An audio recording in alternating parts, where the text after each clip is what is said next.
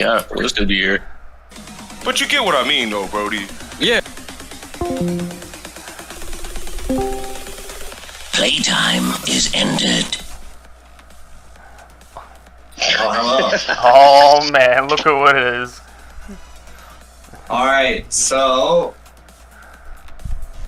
Okay, let me make sure that everything is recording and stuff, because that would sure be unfortunate. Let me just double check. Everyone say something? Yo. Hello. Hello. President accounted for, sir. Okay, alright, well, everyone's here. So... Alright. Let me pull up the...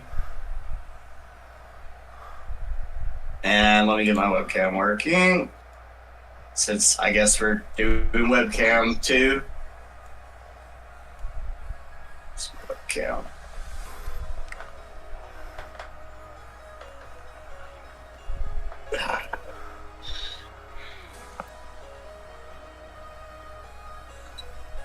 Oh no, what's wrong with my webcam? I'm sorry guys. Give me a second. I had to change. I had to choose the right webcam for me too. What? I got multiple inputs over You here. got a little technical difficulty. It's gonna work.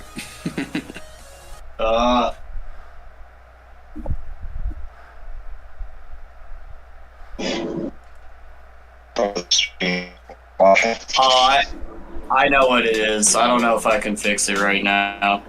I do know what it is, so... I wasn't intending to do webcam stuff, but I don't mind. I don't mind doing it. Oh, there we go. Got it. Alright, cool. Okay. Alright. Alright. Excellent. Hey, there's my boy. Hang on, I gotta Mega Man, I you might appreciate these before we officially start. Hey, cooking with my boy. You're a mesh. And You might appreciate some of these. Let's go. I got a full set here, but you can't see them. I particularly like the Kuwabara one. Yo, yeah, Kuwabara hit different. You know how much I got these for in Japan? Like I hear $20 collect. the market for figures is pretty cheap out there. No, like you literally just get them for $5 in a use. I had a roommate.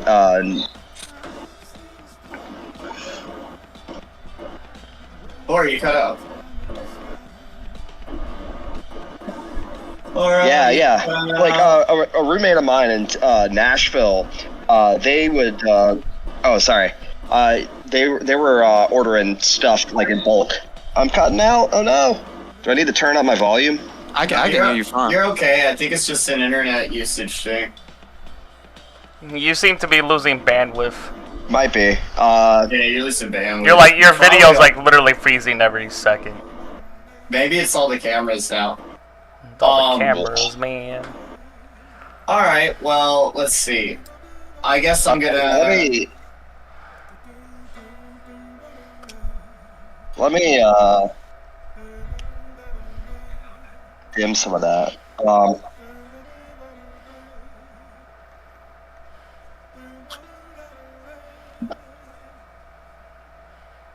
Alright, when you fix that, we will begin. No pressure. I gotta install the controller. Okay. Sure. So it's like one of those like gimbal webcams, and I forget when I reinstall Windows I didn't download. Yeah. Gee, what is the best way to do this? I might have to just sacrifice streaming my face. Yeah. It's all good. Sad though. Yeah. Okay. I'm on a phone. I'm on 5G. I don't know what to do about that. Alright. So, I'm gonna officially start now. So, welcome to the first Grassroots Gaming Podcast. I'm your host, Scrub Lord Zega, and today we have some really interesting combinations of guests with us. Please introduce yourself, starting with Flora first. So, sorry, let me give you a little outline. So, like, maybe where do you live? What do you like doing? What's an important thing to you? And kind of like, what games have you played? What games are you playing? Just like a short intro of what you're bringing to the table with the podcast. Gotcha. Yeah. I'm Laura. I have been in tournaments as Fabulous Laura for the past 7 years. I've been in tournaments longer. Shoutouts if you know the history. But anyway, right now I live in Portland, Oregon. Very recently moved. Originally I was in the South. Played a lot of fighting games in Huntsville, Alabama, and Nashville, Tennessee. Also traveled, of course, to various majors. Went to EVO like 6 times, I swear. Played a lot of Guilty Gear. Lots and lots of Guilty Gear. Top 8'd a few early Guilty Gear Plus Star tournaments. Still, got an immediate ban from the first Plus Star beginner tournaments when they were starting to do those. That was funny. It's still Gear. They got Gear here in Portland. Everybody plays at least some, like, there's Exert, there's Strive, there's even some Plus R still. So, I play what I can. Alright. On Thursday, I went to a Strive local. That was pretty fun. A little swamped by work, but still trying to stay in there. Alright, so that's Laura. Also, what about Axel, every single game. Yeah, Axel, the long-range British annoyance from downtown. So let's see. Mr. X. Mr. X, why don't you introduce Mr. X, the good old Mr. X. Well, good evening, everybody. I know some of you guys may remember me, who knows, but my name is Mark Andrew Octaviano. I was born and raised in the beautiful city of Huntsville, Alabama, best city in Alabama. I didn't claim that, but you know, just what I've been hearing about Huntsville, for the most part, anyway. Currently, 4.5 years into the Navy. Gonna be transferring to Japan next year. I work on aircraft, so I mainly work on F-18s, and I'm going to a different platform into E2 Hawkeyes. So I typically go on deployment on an aircraft carrier. Fun shit. What games do you play? Currently, well, back then I was heavy into Marvel 3 specifically, and Soul Calibur at the time, when Soul Calibur used to be somewhat relevant. Currently, I play Street Fighter 6. That's just my main game right now. My mains are Cammy and Mai. I'm really looking to see Viper. Yeah, she just came out. And, let's see. Are you going down... Quick question, Blake. Are you going down, like, the list of questions one at a time, or are you going, like, the first question for, like, everybody, and then you're going... I was gonna go through the questions, maybe one at, like, down, like, maybe have each person say, this is the first one, guys, so I'm still playing around the I know, just a little warning, everybody. I talk way too damn fast, so... Well, I think that's good if everybody wants to go home, but let's do Negaman. Why don't you introduce yourself? Yeah. Greetings, everybody. Hope everybody's doing good today. My name is NCA Negaman. NCA stands for New Challenger Approaching. We're a nonprofit organization based out of Auburn, Alabama. Been doing tournaments in the Alabama FGC for about 7 years. Been playing in tournaments for 10 plus years. I just recently started playing games again. Playing because I took a year off to kind of focus on a little fan-made effort that I was trying to do. That's why Scrub Lord Zega gave me a quick, hold up, check out these Yu Yu Hakusho figures, because I'm a fiend for that. I've done I did a little bit of work in Mugen, so if y'all seen like a random Yusuke Urameshi, I drew that. I'm drawing Hiei now. Hopefully I can finish him before I get caught up doing something else. But yeah, been in the FGC space for a good minute. I do online weeklies, and I do now currently, because I'm a madman, I do 4 events a week. So I got 2 offline events in 2 different cities and 2 online events every week. And yeah, that's a little bit about me. All right. What about our guest Shadow Snake? Would you like to introduce yourself? Yeah. Tag Shadow Snake. Most people just call me Wes, but for work, just data entry at a factory. For games,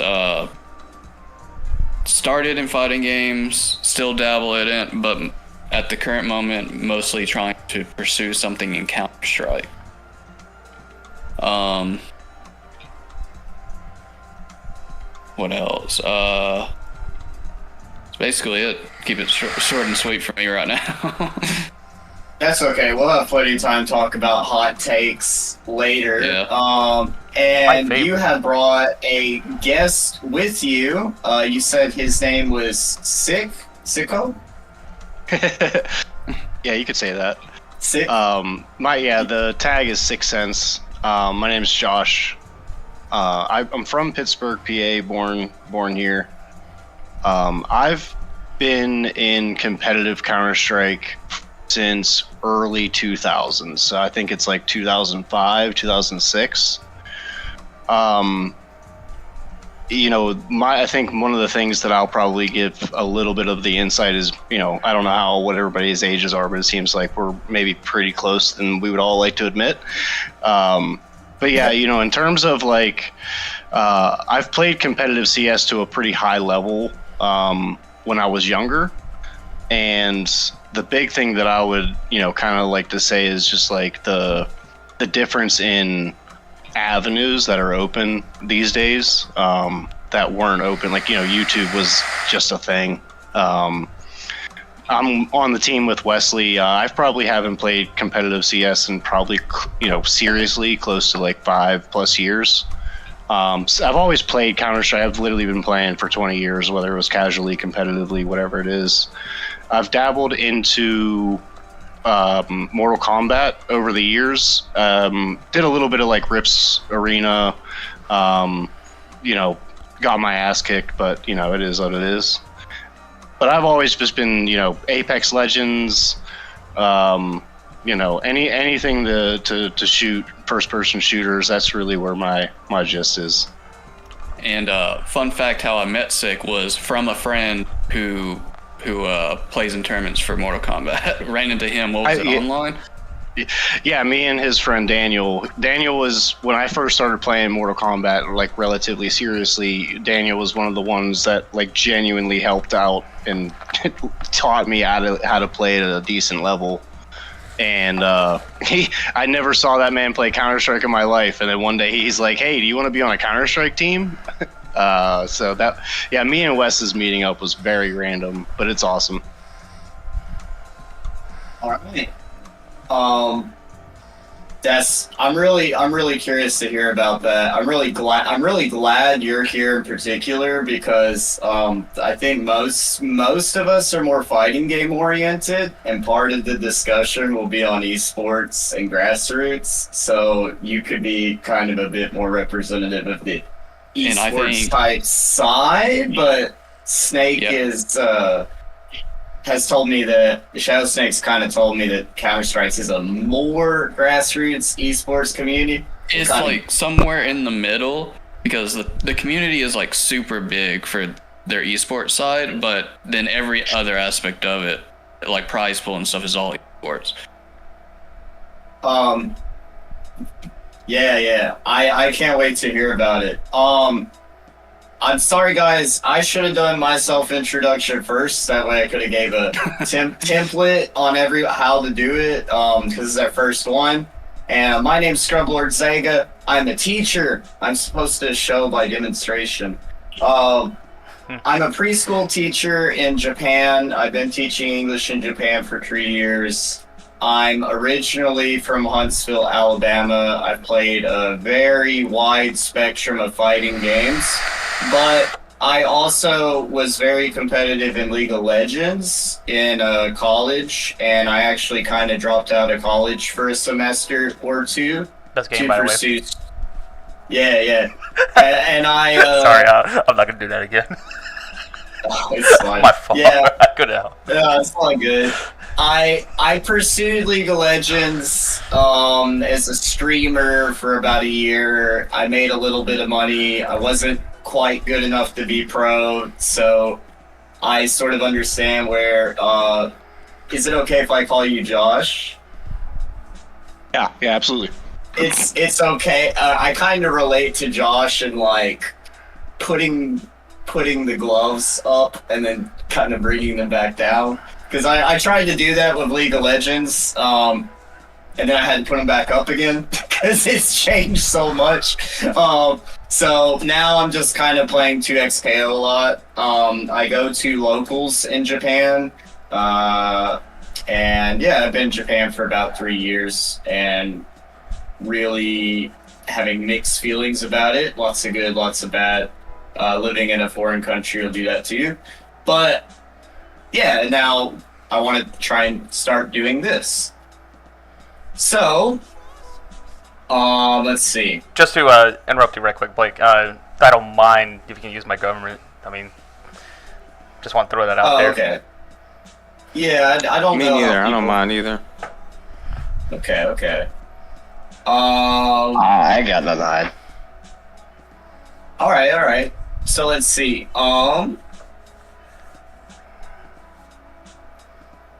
Okay, so what is the first question? Oh, okay, all right. Okay, so first question, we're not going to get too philosophical yet, but what's kind of like, what is your earliest memory of playing games with friends? I mean, it could be like literally since you were a 2-year-old baby or 3-year-old baby. Kind of like could be your origin story of where you started playing competitively, or it could be your first memory of like just playing games with people. I guess I'll go first, and we can feel free to kind of comment on each other's stories a little bit. When I thought about this question, it brought up a repressed memory for me, which is really funny. I was about 5 or 6 years old, and I had a Game Boy Color back in the day before Wi-Fi, before internet, and you had to like buy like an accessory to connect the two gaming devices. So I remember like one of my childhood friends was like, his name was Seth, and we were playing Pokemon, and he had convinced me to trade Pokemon with him. He's like, I'll trade you this level 92 Starmie for your Blastoise, which is like level 40 or something. I'm like, okay, that sounds like a fair trade. Spoiler, it wasn't. But I remember both of our dads getting really impatient because it was like a long process, like saving, reset the game, blah, blah, blah. And I just remember during the trade, my dad or his dad like pulled the link cable out, and it erased his entire save file, and also like killing my Blastoise, and I cried. But but that's a funny. No, I relate to that. So, dude, like, okay, so same right, thing. yeah, Like, that's awesome. That's awesome. Yeah, like the original Game Boy and then get into the Game Boy Color, dude. You had to buy the link thing. I mean, I wouldn't say that I got intentionally duped, but me and my buddy, we traded a good bit back and forth like on those Pokemon games, and there was a couple of times where like I was like, damn, now I gotta think about it, that did not go in my favor at all. Yeah, but yeah, I want to add on. Yeah, that's awesome. Yeah, that's a core memory. You just unlocked some for me because like I remember I got the first Pokemon Blue, and I still had the big, I'm gonna call it the gray boy, the big box that was drinking 4 batteries like clot water. And like I traded, I was like, bro, I wanted to get Gengar, but the only way to get Gengar, you had to trade with your friends. And it had to be like over level like 45 or something, and then it'll evolve. Same with Alakazam and all that stuff. So that was like a core memory right there. Oof. Yo, shout outs to School Bus, Game Boy Advance Mario Kart matches. Oh man! Like we would just be on the bus, like going to somewhere, whether to school or whatever. Because I grew up in rural Mississippi, so like a bus ride was like 30 minutes or something. Yeah, we would just like link cable that shit.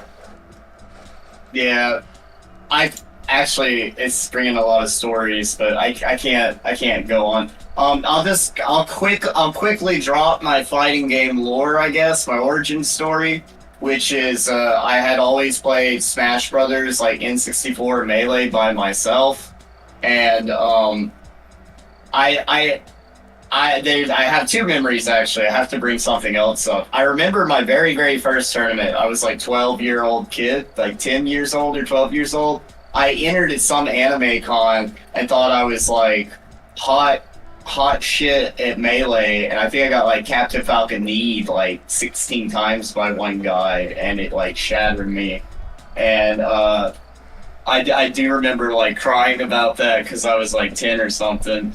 But I guess how I stumbled onto my local scene was I went to the same anime con many years later called Persicon, which doesn't exist anymore, and it actually had a branch off called Hamicon, which you guys might know, but that doesn't exist anymore either.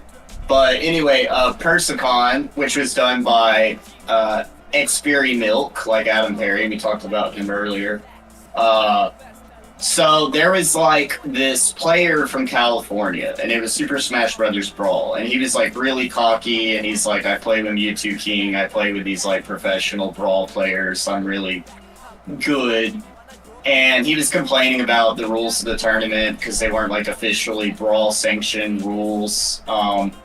And I ended up beating him, and it made Adam Perry like elated. Like he was like, "Oh, I'm so glad you beat that cocky guy." He was like talking bad about my tournament. He's like, "Man, you're pretty good at fighting games. You should come play real fighting games." So I was like, "What's that?" And then he kind of introduced me to the Huntsville community, and I think I ended up at like Andy or Jacob's apartment, and there was like 10 or 15 people there, and they were playing like Third Strike and maybe BlazBlue Calamity Trigger, like in the corner. There was a couple of games there. And I started coming around more and more to Huntsville. Basically, as soon as I could drive, I was like going to Huntsville every single week for like years and years. And then I kind of like started with Street Fighter 4. Basically, a couple of games I played, but once I found Guilty Gear, there was no looking back for the most part. And me and Laura, that's kind of how we got to know each other. Like we started there. But yeah. Oh yeah.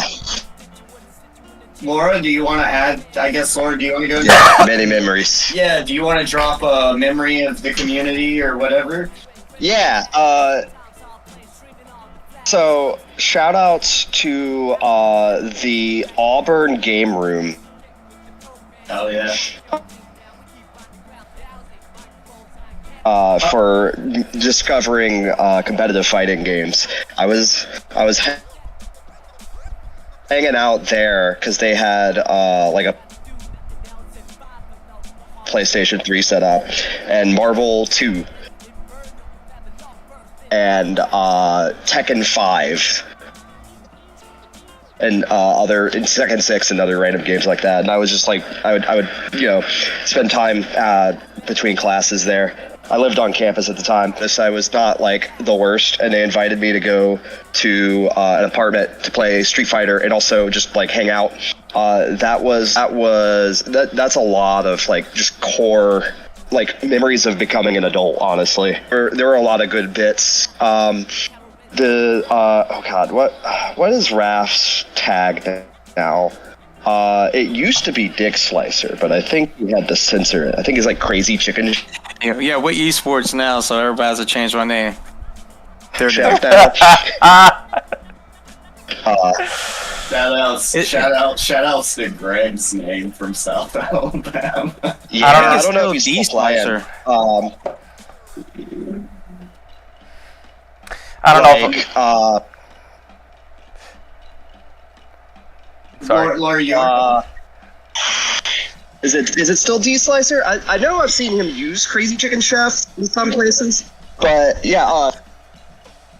I think I guess out. It just depends. It just depends on where he is. My name goes from NCA Tryhard to Nega Man, depending on where I'm at.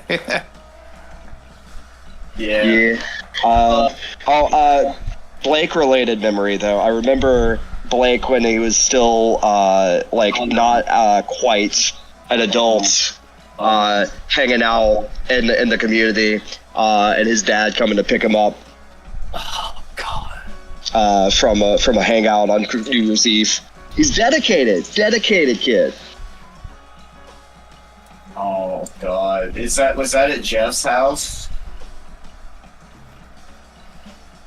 Oh no, Laura, you're cutting out.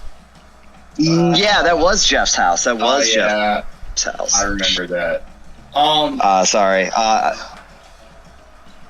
No, it's okay. What about you, Mr. X? What's like a memory of like community or friends or something? Could be like super early memory or way too many. In the community. Pick one you want to share, like, or the one you think. See, I have to go in chronological order for this, but I'll pick up. I'll give you like 3, 4, or 5. We can't do all of them. God knows I have a library, so I'll let you pick like 3 medium size or 5 short ones. No, I'll just start with the 2 main ones. And yeah, it is definitely related to the ones you guys just talked about in Huntsville. But before that, my exposure to, like, let's say competitive, like a single competitive fighting game will probably be, it's Soul Calibur 2 at the arcade. It's literally my first exposure with fighting games. Well, actually, no, not really. Marvel 2 was, but I've never really played Marvel 2 because I felt like that game was too hard at the time when I was a kid. Same with Street Fighter. I think it was a Street Fighter 3. Street Fighter Alpha that we had at the cabinet back in the day. It was in Madison Square Mall when the arcade used to be called Time Out, when it was bought out by Tilt. Great memories. Time Out was essentially my childhood. Actually entered my first tournament. Well, my first Soul Calibur 2 tournament wasn't at the arcade, but it was actually at a tournament at Charger Union when I was like maybe 10 or 11 years old, 4th, 5th grade.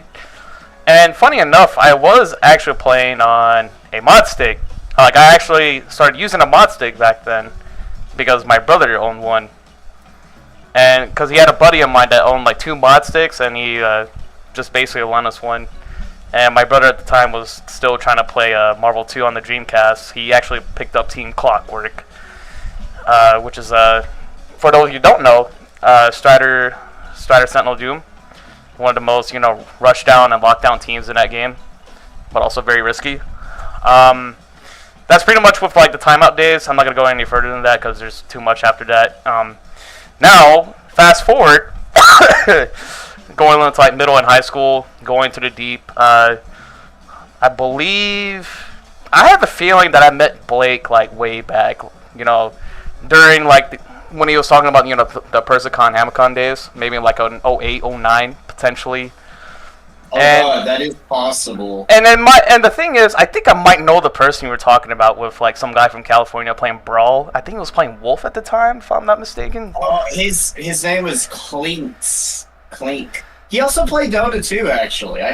Yeah, you should touch on your Dota 2. Oh man, Dota 2, should I touch it? Should I touch on that now, or should I save that for later?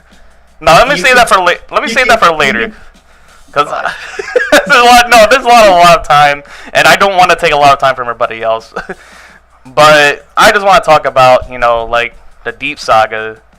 I think I was playing Street Fighter 4 relatively for like a little bit. I wasn't very good. I also played some BlazBlue CT and CS at the time. And right when Marvel 3 came out, that was just like gonna be my main game because I never played Marvel 2.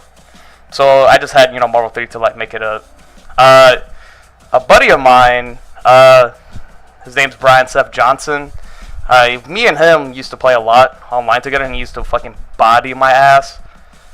He mainly played Magneto Zero Sentinel, which was Marn's first team. So yeah, and I just, for like the longest time, I think like almost a year, I couldn't really beat him until like I picked up like a new team and I started like getting even with him in sets.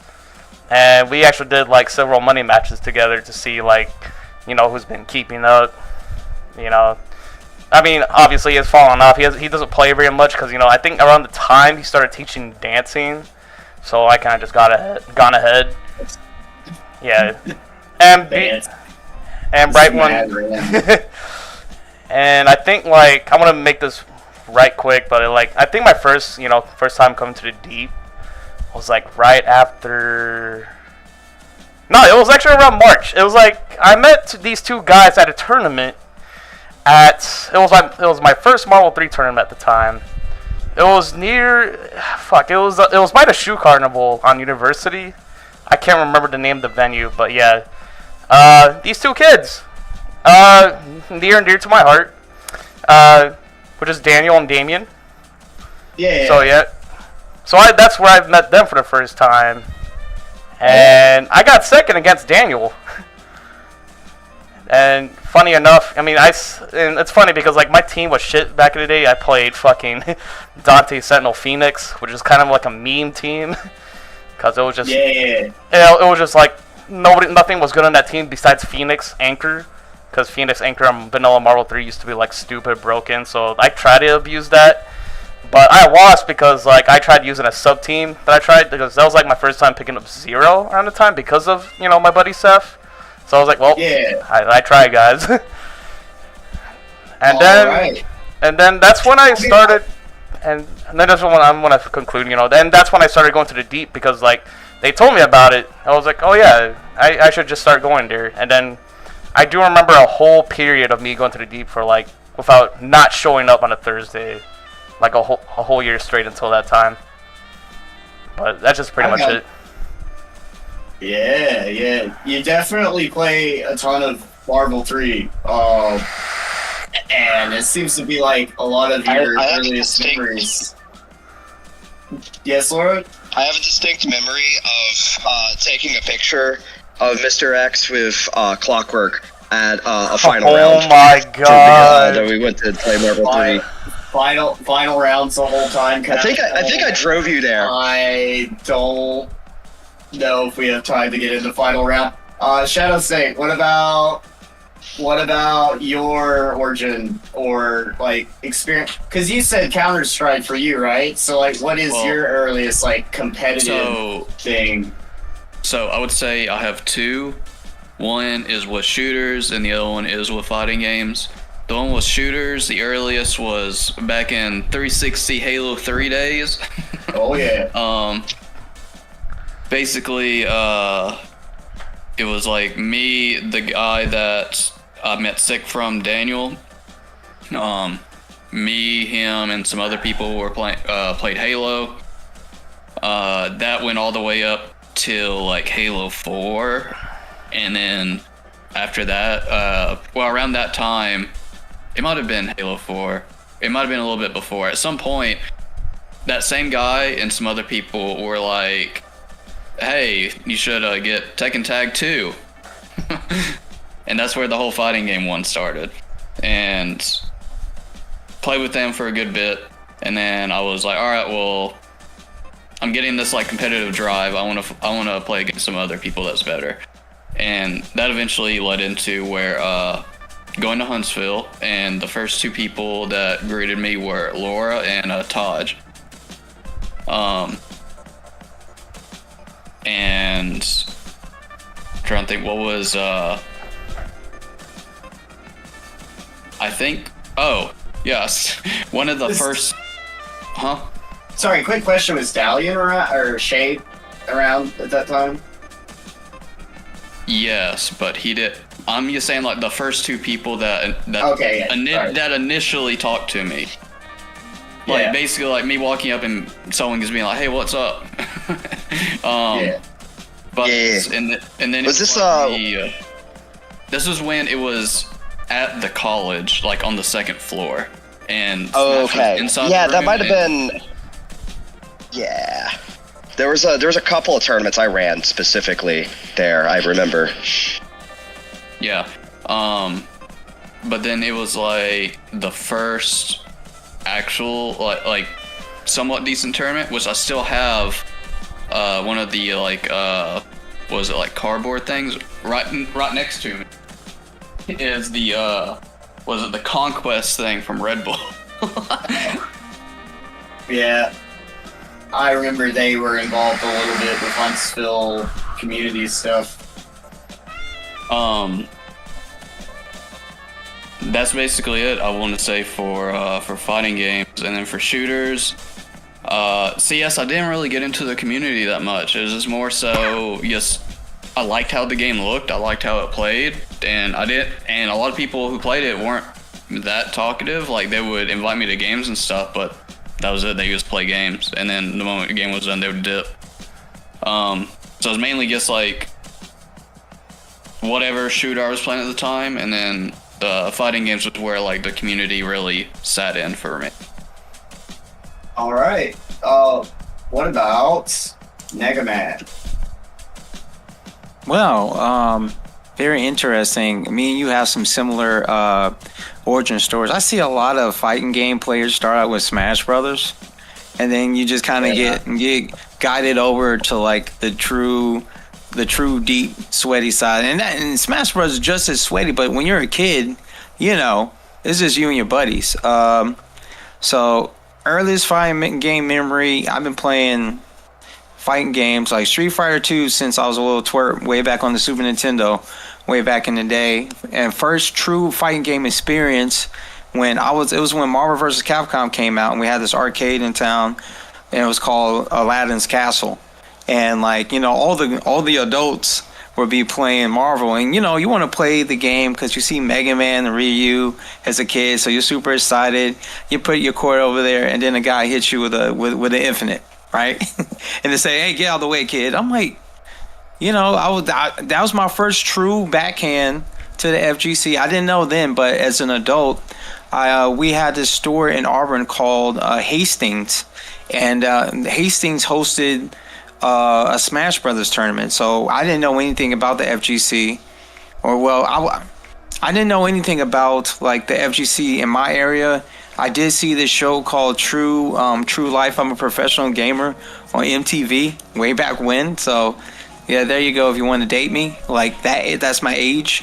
But like, if we take it back, we ran into that tournament. Me and my brother did fairly good, and then I met this. I heard that there was a Street Fighter tournament going on, and I wanted to learn about Street Fighter, so I ended up getting on shoryuken.com, and then linking up with his name is Jaguar Montrix, aka Ronaldo Flowers. I met him. He was my introduction to it.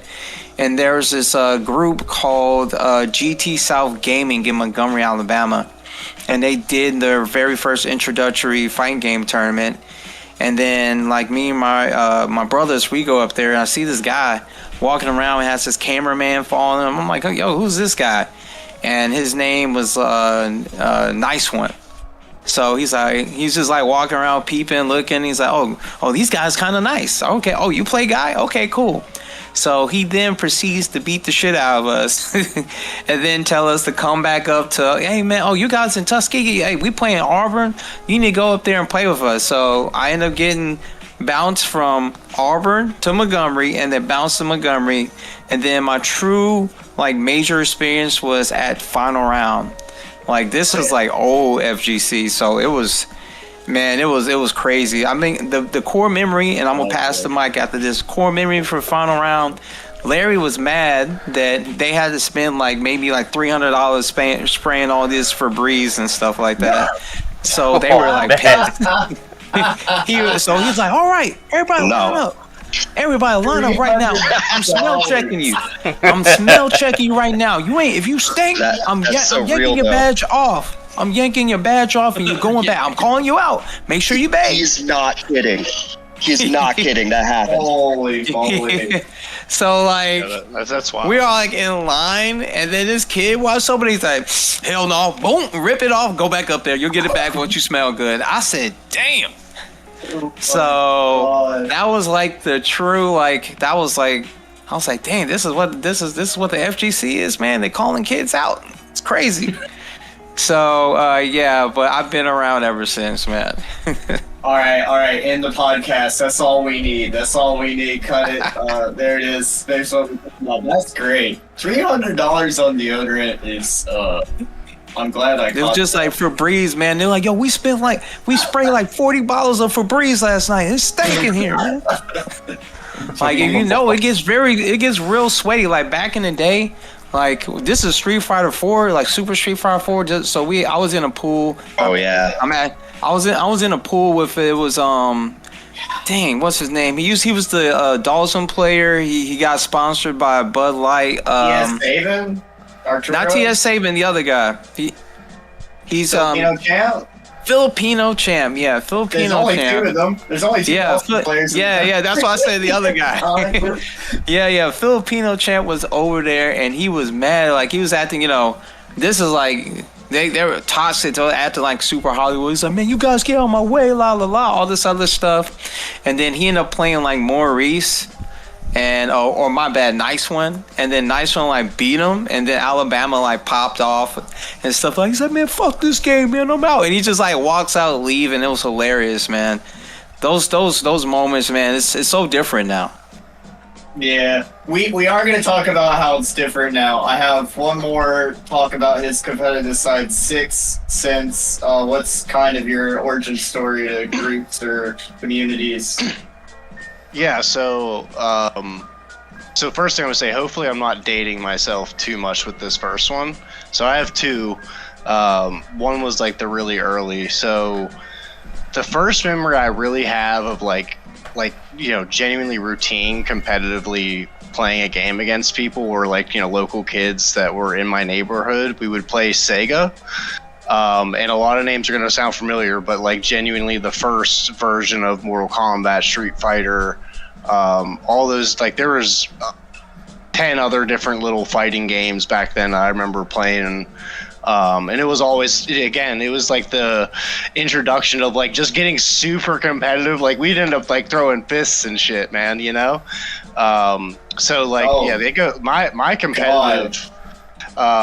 you know, if anybody knows what Sega is, then, you know, you kind of know what I'm saying. And then the actual, like, true introduction into, like, actual competitive playing in tournaments and stuff like that was right around when I was, like, 12 or 13 years old. My stepbrother at the time, who was actually the first person to like teach me how to work into a computer, build computers, all those different things, his buddies were playing Counter-Strike in the one of the first versions, 1.6. And I saw him playing, and I was like, oh, that looks like fun. And they really were just, because it was new, it was just a new game they were trying out. Well, when I tried it, that was it, you know? I don't know, it's just something about the game's geometry and like the way the game worked just made sense.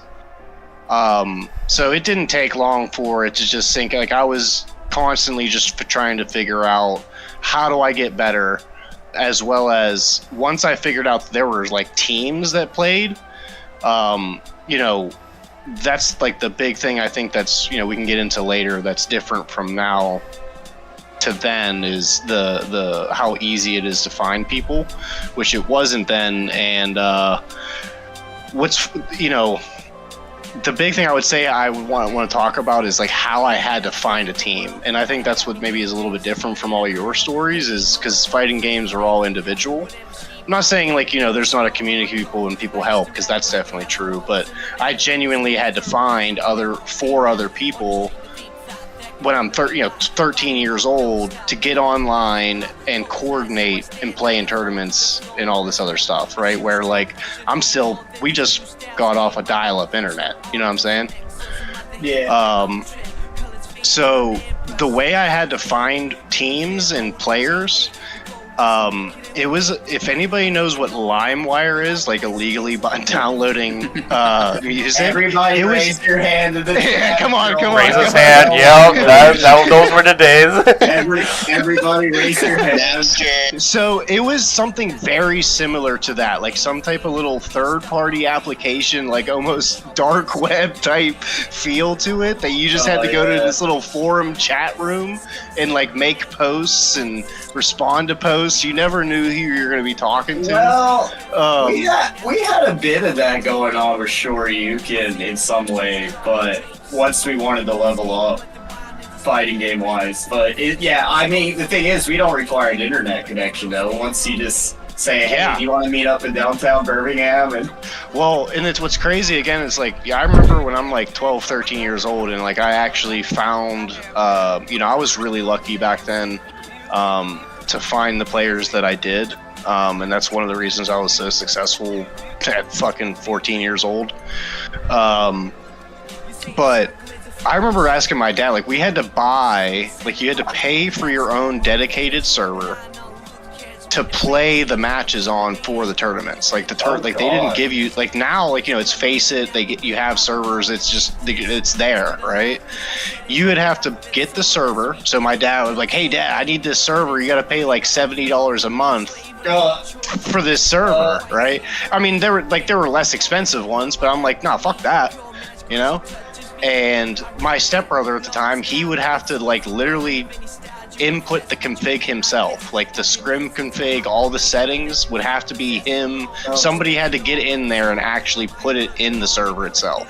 Like you just got a server. It was just plain basic nothing. No mods, no plugins, nothing.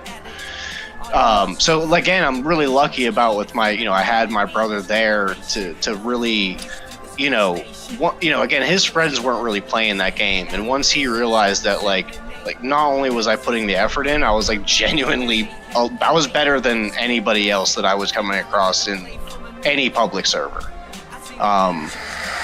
He was just all, he was, whatever I needed to fix that server, he was there. So that was my true introduction. Like I'm like 12 years old. I have my dad paying for a server.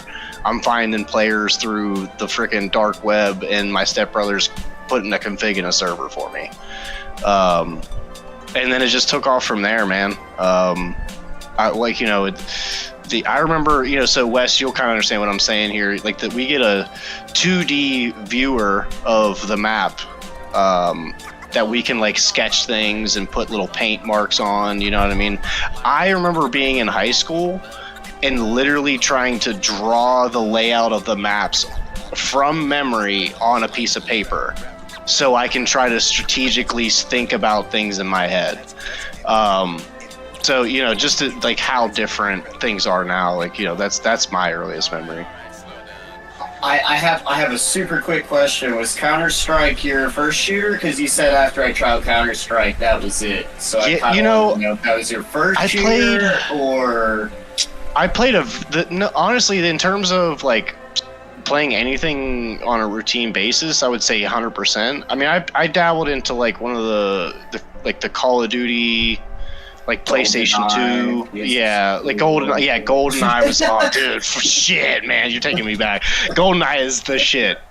Honestly, if you think about it, I mean, GoldenEye would probably be the closest thing that I've played to Counter-Strike. And now that I'm thinking that far back, I freaking loved GoldenEye. I really hit the mark on that one. Yeah. So yeah, I would say Counter-Strike was the first like real shooter that I got introduced to, and it was like a switch went off. There was nothing else. All right. Okay. So, honestly, I didn't expect to have so many guests. I'm really glad everyone was interested. But I guess we'll have to speed things up slightly. not that we have like a definitive end time, but my only thing is, yeah.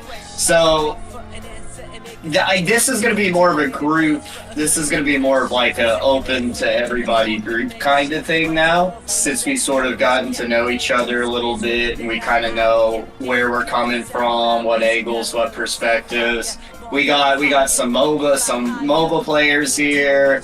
We got some shooter players here. We're all kind of mostly commonly connected through fighting games, but I'm really glad we have like not just a purely fighting game thing, because the thing with grassroots gaming is we want to like kind of connect that bridge. So that's something I kind of want to talk to Six Sense about, which is our next question. How has the community changed since you started and since you began? And I guess we don't have to be as formal as we have been with this. I'm just gonna go ahead and say that fighting games nowadays, Twitter, for better or worse, has really changed the landscape of how we interact with each other, how we share things. There's a lot of good, there's a lot of bad. Is it better? Is it worse? I have my opinions. Does anybody else want to lay down the groundwork? Just real quick, because actually I have one thing to say about, like, because I've seen both communities on the first-person shooter and in the fighting games, right? Yeah. One, the fighting game community is by far way more accepting, way more like hand reached out, and I would say that's always been the case. And like whether it was locally with friends, I don't know what it is about fighting games because it's individual. Like you would think it wouldn't be that, I guess, friendly. And on the other side of it, the community for CS has really never changed, quote unquote. I mean, it's been toxic from day one. If you're legendary stories. You really just, in terms of like, you kind of have to find your group of people, and there's a lot of, I know and Anarchy was a good example, Wes, of like people that have been playing with the same group of guys for like 6 years, 7 years, because those are the people that. Yeah. On that, who Anarchy is. So Anarchy is also a friend of this Daniel person that I mentioned, who also played Halo with me and that guy. I didn't play too much with him, but he was there with the other guy more so. And eventually, as me and Sick were like getting up this team together, he was like, "Hey, I know another guy that plays." He sent me his profile on Faceit. I checked him out. I was like, "This guy's level 10. He's the highest rank you can be. And he's in advanced division, which is like 2 tiers from being like semi-pro." So I was like, this guy's crazy, and he's already on a team. So I was like, we can't ask him to join a team, but we'll ask him for tips and stuff. And so we messaged him, and he was like catching back up with Daniel. He remembered everything about playing with him, and he's just been like super helpful with giving tips and shit. Let's extend this conversation, because I think early fighting game community definitely had quite a bit of toxicness to it. I can think of a few stories. Six, since I'm curious, why do you think the fighting game? What do you think? What examples, like the fighting game community always has this hand outreach? I don't feel like it. Well, that was just my experience. Okay. Again, I'll even say I don't have as much fighting game experience as like everybody else here, but the few times that I've dabbled into like MK10 and like MKX and MK11, like the few times that I've like tried to dabble into that, anytime that I've reached out into the community and like, hey, does anybody want to like just queue up matches, or what I mean, like anybody, like again, trying to find a group, like I don't know, there's always somebody that reached out. Or if I played somebody and I was like, damn, that guy was like genuinely good, and like if I messaged them, they're like most of them replied. So So I- my I- perspective on that. Sorry, just one thing. I also want to say too, though, fighting game communities are pretty divided. They all have their kind of subcultures in a way. So. Oh yeah.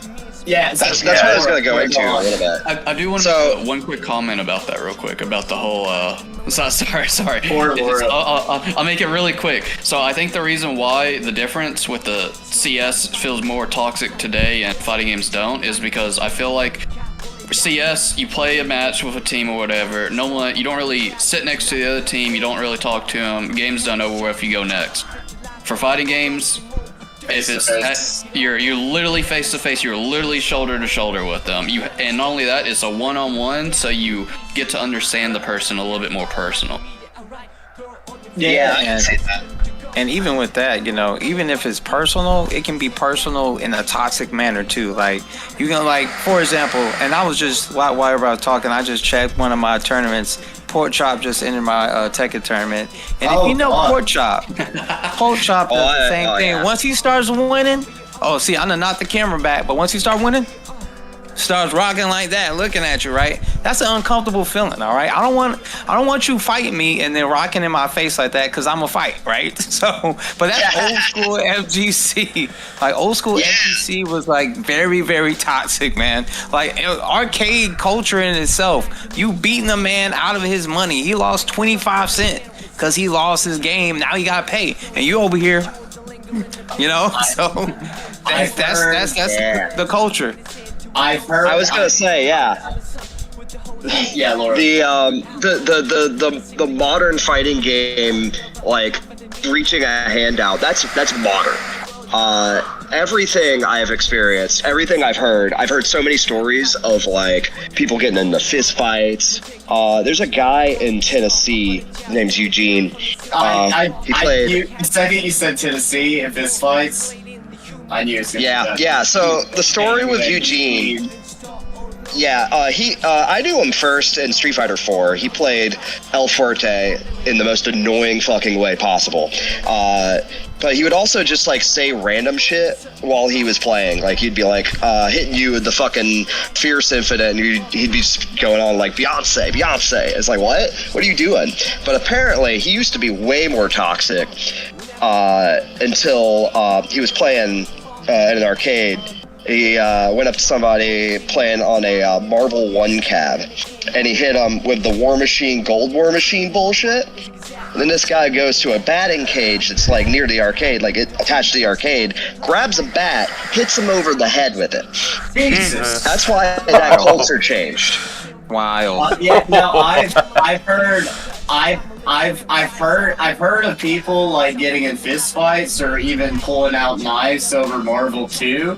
And actually in Huntsville, this happened to, I think, X-Perry Milk or Adam Perry. Or maybe it didn't. No, it didn't happen to him. He was working at the mall at the time. He was working at a timeout. Oh, we talking...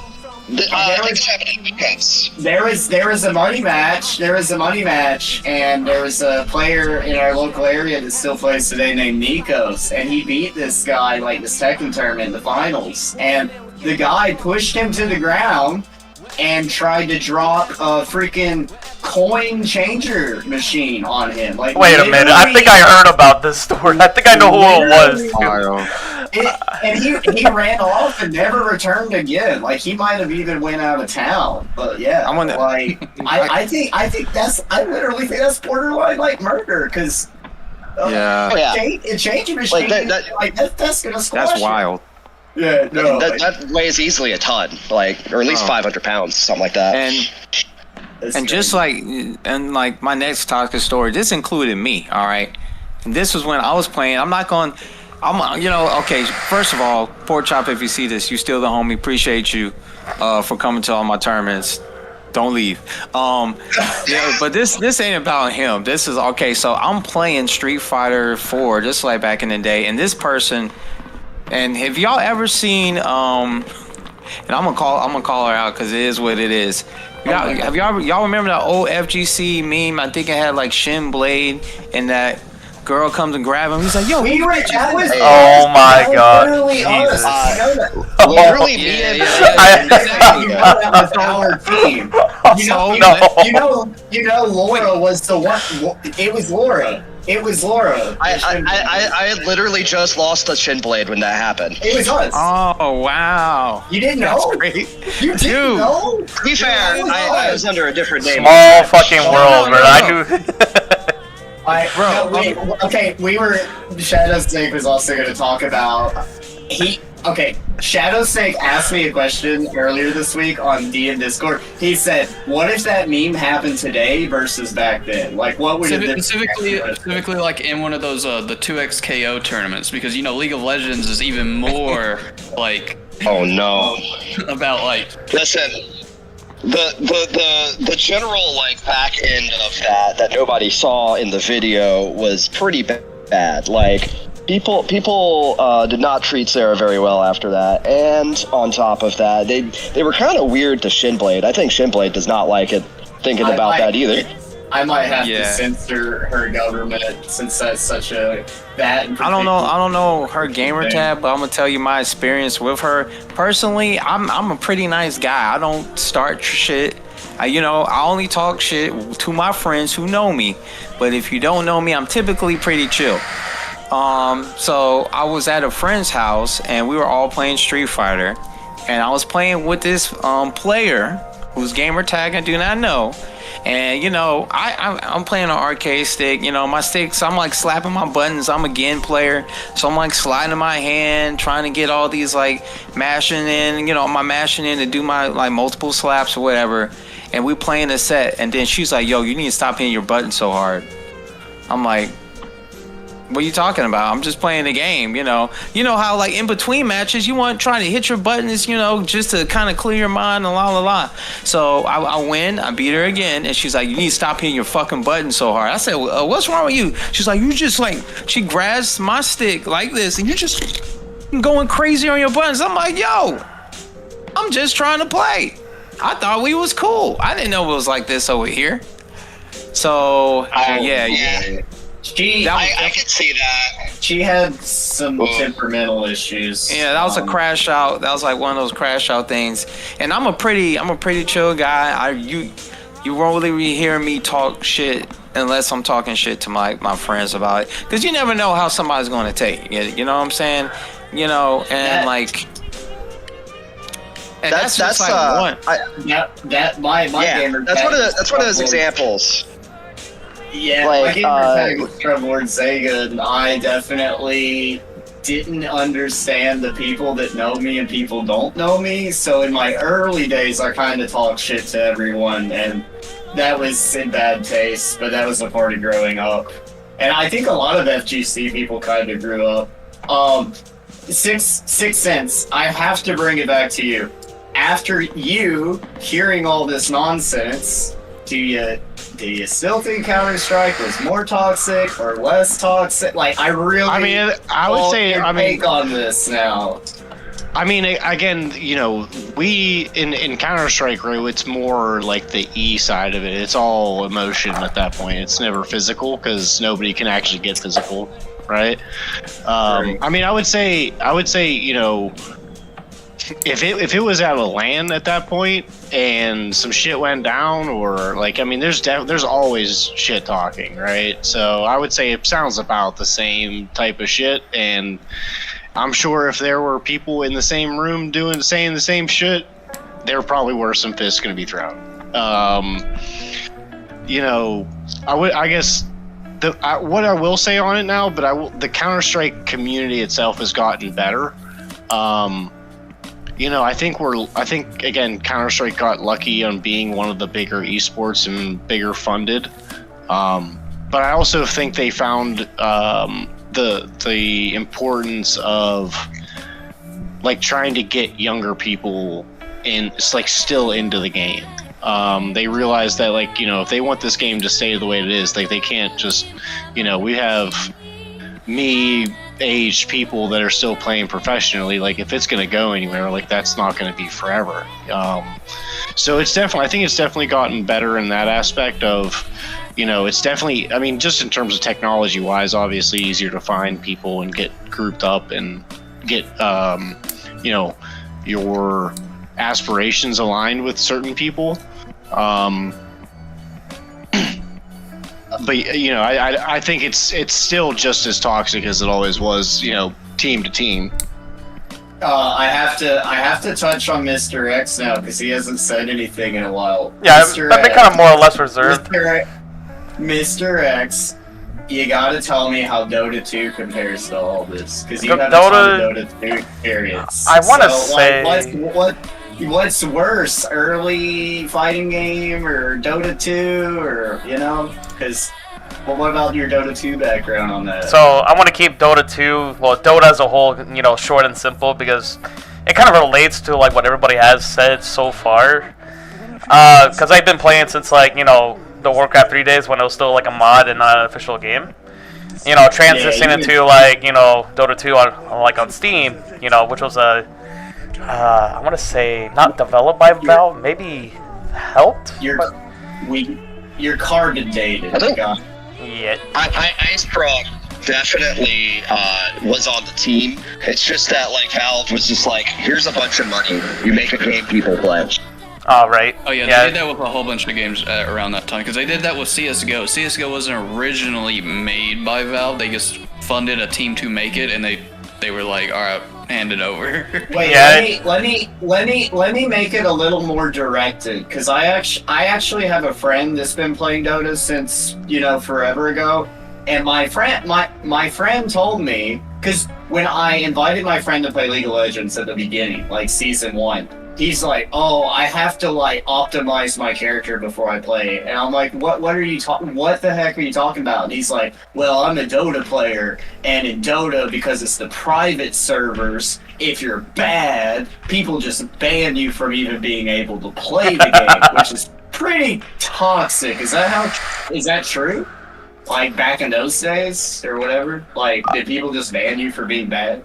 Back in the day when it was just, you know, solely on like Warcraft 3, because they usually have their own server for like lobbies. It kind of depends if he was on that server or not. I think it's called TDA, Team Dota All Stars, and they usually host like, not really, it's like public Dota sessions, which you can't really access on like on a normal server, but you have to be in that channel specifically to play like Dota games. And I do remember like all across that they use like a third-party system to like ban IPs. I think that's how it was. Just trying to look back at it. So yeah, if you really did ban a game, you probably get, you know, banned for like a certain, you know, X amount of times. That's pretty rough. Yeah. so you can't fucking, even if you're playing support. I mean, there really was no rules at the time. It was just like you're good at the character or not. And funny enough, you know. That's kind of what my friends said. Yeah, and solo, like it wasn't even like solo. Like solo mid was not even a thing back in the day too. It was usually like solo the bottom lane, which is like, or solo bot or solo top for like the Scourge side, and bottom for like the Radiant side. So because, you know, that lane, it's usually the long lane. If you know. What about the community aspect of it though? Like just people chatting and stuff. Were they like kind of toxic or inviting? Was everyone friendly? Like, what was early? It was definitely not friendly. Chat? It was definitely not, you know, friendly on the uprising during the golden days.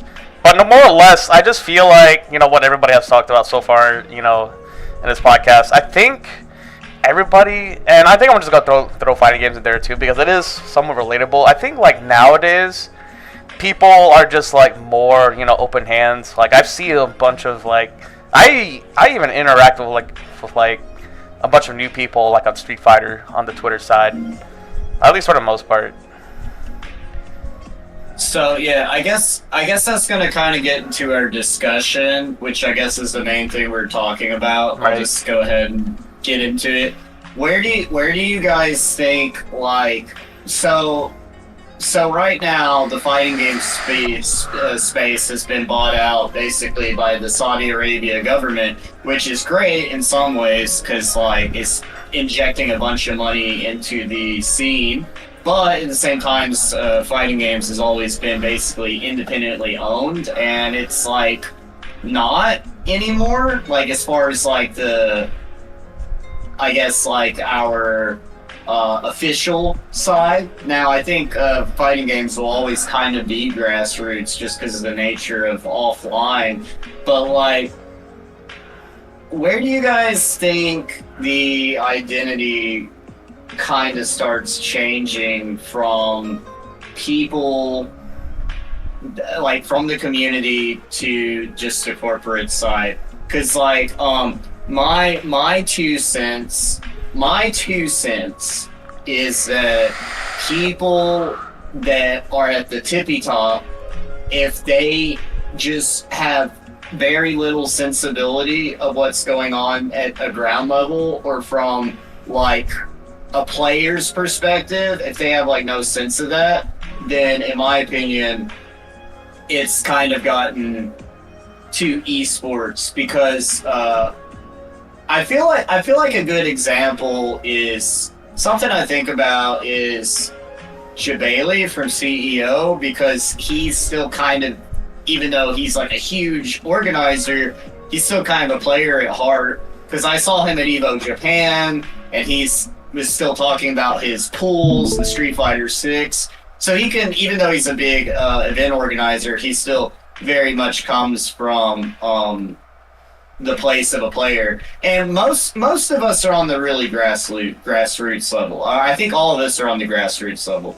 But like, where would you guys kind of draw the line?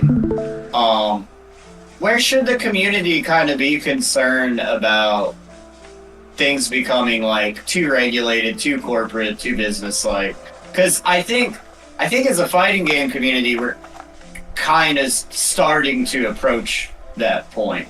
But the thing is, we have so many new players that just in the past 5 years that a lot of them don't care, don't have that sensibility. And I also don't think they have the insight to see like the potential danger, I guess, of overregulating. But like, it's not dangerous per se. It's kind of like you kind of lose that heart. You kind of lose. I mean, like you get a lot of things. There's the inefficiency, but we're kind of coming up on that period. I think with fighting games a bit. There's other things to consider, which are like kind of awkward, right? Because like if the Saudis are the one running Evo, like just geopolitically it's weird too. Yeah, like that's not it's not good for like queer folks like me, right? Like I'm not if they run Capcom Cup or some shit in Dubai, or not Dubai, fucking. What's the Saudi capital? I don't know, maybe they would run it in Dubai, even though that's a different fucking country. Anyway, so my point being, I could never go there. I would be afraid of just dying, and I'd never be like. That's kind of a problem, right? I mean, I think it's pretty safe to say that the fighting game community is definitely pretty LGBT oriented, and the Saudi Arabia, the people, that type of country is, for the most part, pretty against it. So yeah, that's definitely a valid factor for sure. My one comment specifically about the Saudi Arabia. Now, I haven't been there, so I obviously don't know. But from Counter-Strike, because they own a Counter-Strike team, and they also host events for Counter-Strike there. There is teams that have trans, queer, I guess the whole spectrum of people that still go there. So that's why I'm like, if they're okay with them going, is it just like this is an exception that they're allowing over there, or like? And I'm going to add on to that as well. it's a very interesting thing it's even grown bigger more than just the FGC. I'm not sure if you guys heard about EA getting purchased for like 88 billion dollars by the Saudi government. So now they own so now they own EA Sports, right? So, and mind you, they got kind of like the infinite money glitch in a sense. So as we see them come more and more to the space, at what point would they kind of sabotage their own investment? I have seen other players come over there that's been part of the spectrum. Of course, you have to familiarize yourself with any laws in any country that you go so you don't end up in a compromising position and stuff like that. And I believe that I don't know, man. I feel like we're going to have to like just see how where it's going to take us. It's like this is something that's unprecedented for the FGC to have so much financial backing behind it, let alone it being from a foreign government, right? So there's a lot of things to consider. I think it's important potentially now more than ever to stay connected to the grassroots communities, because that allows you to not only it gives you a chance to, I won't say control, but like be more a part of the community, because like this is up on the upper echelons of things, like our top players are going here, etc., and stuff like that, and they have invitationals and things of that nature. It's not like they're just like hosting. And now they did do Evo France was lit. I'm not sure if y'all saw it, but there was cooking over there at Evo France. So that does give me a little bit more hope. But I think grassroots is more important now than ever, because if we allow them to just take the lead and do what they want, and we're not like supporting any grassroots, then I feel like that's more so on us, right? Because here's the money, we're just gonna let it go. Versus, man, we just like fighting games. We want to play fighting games, etc., etc. On that topic of the grassroots, or the original question was, what is the point that separates from grassroots to corporate? Yeah. All right. So I know you like League of Legends, Blake, but I hate Riot Games. The reason I feel like a big fat hypocrite doing this Grass Gaming's podcast, and yet I'm playing 2XKO. My biggest reason is because that whole blur of trying to figure out what changes it. I think Riot Games is a really bad influence on getting rid of grassroots events and stuff, because they're the ones who really pushed for League and Valorant to have what is it? The anti-cheat device thing? No, it's how they organize teams. It's franchising. It's basic. Yeah, it's basically really difficult. They do franchising, which is like the same thing that like NFL, NBA they do, where it's like you can't just get a group of friends and enter. You have to get scouted by a team to play at that level. So you can be like the highest rank possible. You can be #1 in the world. No one's better than you, and you can still just not get scouted. And that's basically what happened to the best player, Tyler 1. He just kind of said, "F it, I'll just be a streamer and make more money." Like he never really got. And not only that, in fact, he got banned by the company at some point. Yeah, I mean, mind you, he was really toxic starting out, but it's still pretty crazy. Yeah, but with that franchising thing, it's like, I kind of understand, because it makes first of all, it makes tournaments run quicker because you don't have a big long list of teams entering. Like, to give an example, in the league that me and Sick are playing in, there is currently, how many is this? There's like over 2,000 teams that's in the league. Good Lord. Yeah. Yeah, I mean, it was, sorry. But so, yeah. 10,000 people. So, no, 2,000 teams. Teams. It's like 10,000 people. Yeah, that's what I said, 10,000 people, yeah. Okay.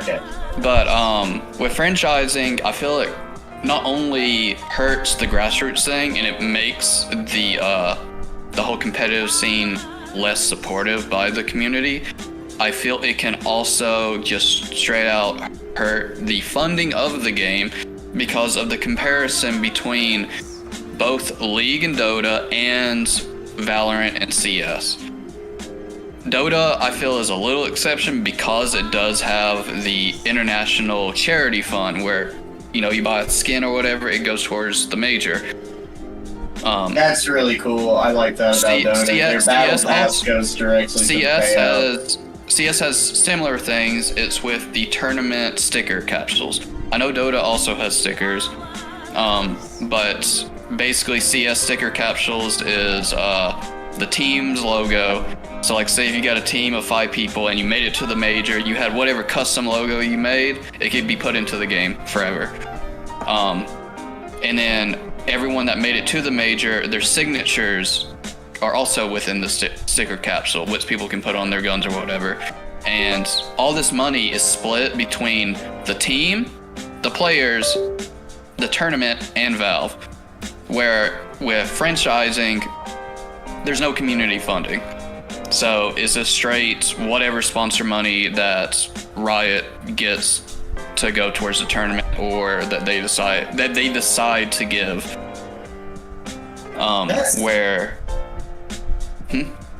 Yeah, sorry, that's really interesting because I really wonder now how are they gonna but like with 2XKO, it seems like that you're allowed to just kind of run tournaments to even have an offline client. So I think that's I wonder if 2XKO becomes more established though, will they start sinking their teeth in more or something? Well, I think that's because it's a lot like franchising an FGC or a fighting game just hasn't been done before. So I think that's part of the reason that they're not doing that yet. You think they will though? You think they're laying the groundwork for it? Potentially. I genuinely give it like 10 years because like Rainbow Six Siege didn't have franchising and then it randomly did and now they don't anymore. So because it was a really bad decision. And that's where I think, to be completely honest, like Counter-Strike like literally figured that formula out.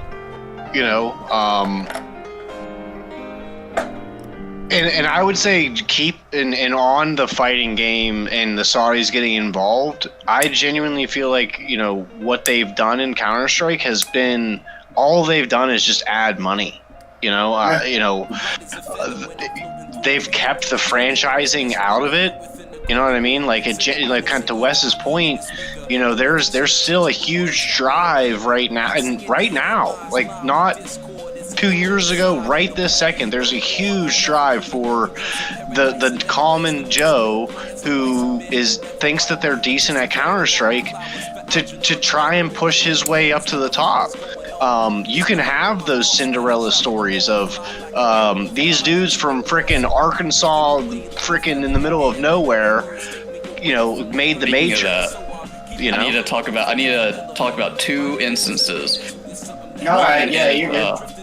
So, I don't know how, I know everyone here knows about a little bit of Tekken.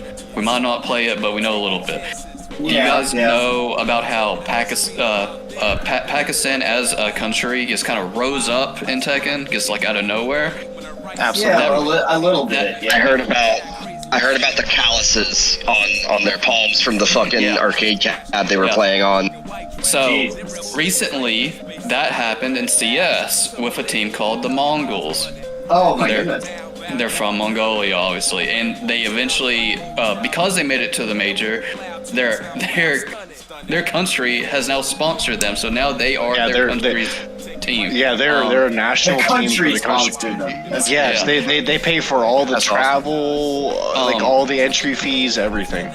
And now they went from barely making it to the major to now they are either number 1, number 2, or number 3. Like it's fluctuating between them and the other 2 teams that are just the best teams in the world. It's honestly, it's one of the greatest stories I've ever seen. It's awesome. I think I love that. And every time that they're playing, they always cut to a video of where someone is videoing, like I think it's like the capital of their country, and it's literally a big ass projector of their match, and there's just a whole bunch of people watching just their match. Yeah, just like there's hundreds of people gathered around one spot to watch that team play. It's pretty amazing. That's exactly the things I want to try and catch, like with this little podcast thing. Is stuff like that is so inspiring when you hear things like that. The second thing, which it hasn't fully unfolded yet, but it has started, is so for right now, Counter-Strike NA was good in like 2018-19. I think that was when NA finally won a major. But yeah, it's rough out here. It's been pretty dead as far as like good players for NA. And or if they are good, there's like 5, and they've all taken contracts to be on a European team. So they're not even playing for NA anymore. But so recently there was a guy who climbed up the ladder on Faceit, and he got number 1, and it was blowing up on Twitter. Of everyone's like, this guy's a cheater. He has to be cheating. There's no way that this guy is really legit. Faceit invited this guy to their headquarters so he could just play in person, so that way they could like physically verify that this guy wasn't cheating. Like he didn't have some secret way that he got around their anti-cheat or something. And he proved that he wasn't cheating. And this guy, he is good enough that a team should pick him up. And he's definitely better than like any of the other NA players. And you know where he's from? Mongolia.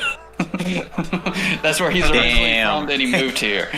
So now we have the Pakistan incident, but happening for CS for Mongolia. I think that's really lit. Just because of the fact that they came seemingly out of nowhere. They might have been cooking over there for years, just ready for a chance. They probably were. You're right. And then boom, they cooking. The government's like, yo, hey, y'all doing a great job. We're going to support this. Yeah, I love that. That's dope. It happened. It happened in Guilty Gear Plus R too. There's a pretty controversial guy named Jason Riot X, and he's pretty infamous because he's definitely a heel. He's a bit toxic, but he could do this. I'd say a lot, dude. He could, but he's. He's from Alabama. He's been to my house, and he hasn't shown up in fighting game space because he literally didn't have a car as an adult, so he literally couldn't travel, and he just had this like ungodly muscle memory with Soul, and they literally thought, I think Twitter literally thought he was cheating, and he literally basically took a video of like his hands or whatever doing the like Soul option selector OS like on a terrible janky camera or whatever just to prove that it was real. But by God, he did, and it's pretty crazy. Like he shout outs to Jason Riot for sure. He's not necessarily very good with people, but boy howdy can he play a Guilty Gear. Yeah, you can't deny his raw talent to play the game. Some people, I'm not going to drop any names, like Leffen are really good at the game, or maybe not so good. Look, every good story has a good villain. Absolutely. The other thing too, I don't know, I haven't really seen it take place. There is a caster for CS that goes by the name of Launders. He put out that he himself is trying to organize more of an NA. Because the big problem with NA is we just don't have as much like LAN tournaments. We genuinely don't. Like local, like kind of like what you guys are talking about with fighting games. Like the local scene in A is not good at all. Like we have one big one, and it's like Fragadelphia or something. Yeah, that's why the fighting game space lagged behind Japan so much for the longest time. You couldn't play fighting games online, and I think a lot of it boils down to the geography. America's just big, Japan's just small. So yeah, I mean it's it takes it really, and I think that's a good thing, right? Again, I think kind of what Wes was saying about the Riot games, that's the wrong way to go about it. But I would say, you know, just on the basis of what I've seen the Saudis do in Counter-Strike, I think, you know, and honestly, I've seen, you know, the prize pool for fighting games, probably, I mean, again, in comparison, it is not close. You know, I think in the end, like trying to get those really good players who and are the best, better payouts, that is probably what's going to happen at the bare minimum. I'm gonna say. I think. I was gonna. I really. Okay, I'm gonna go, damn it. Okay,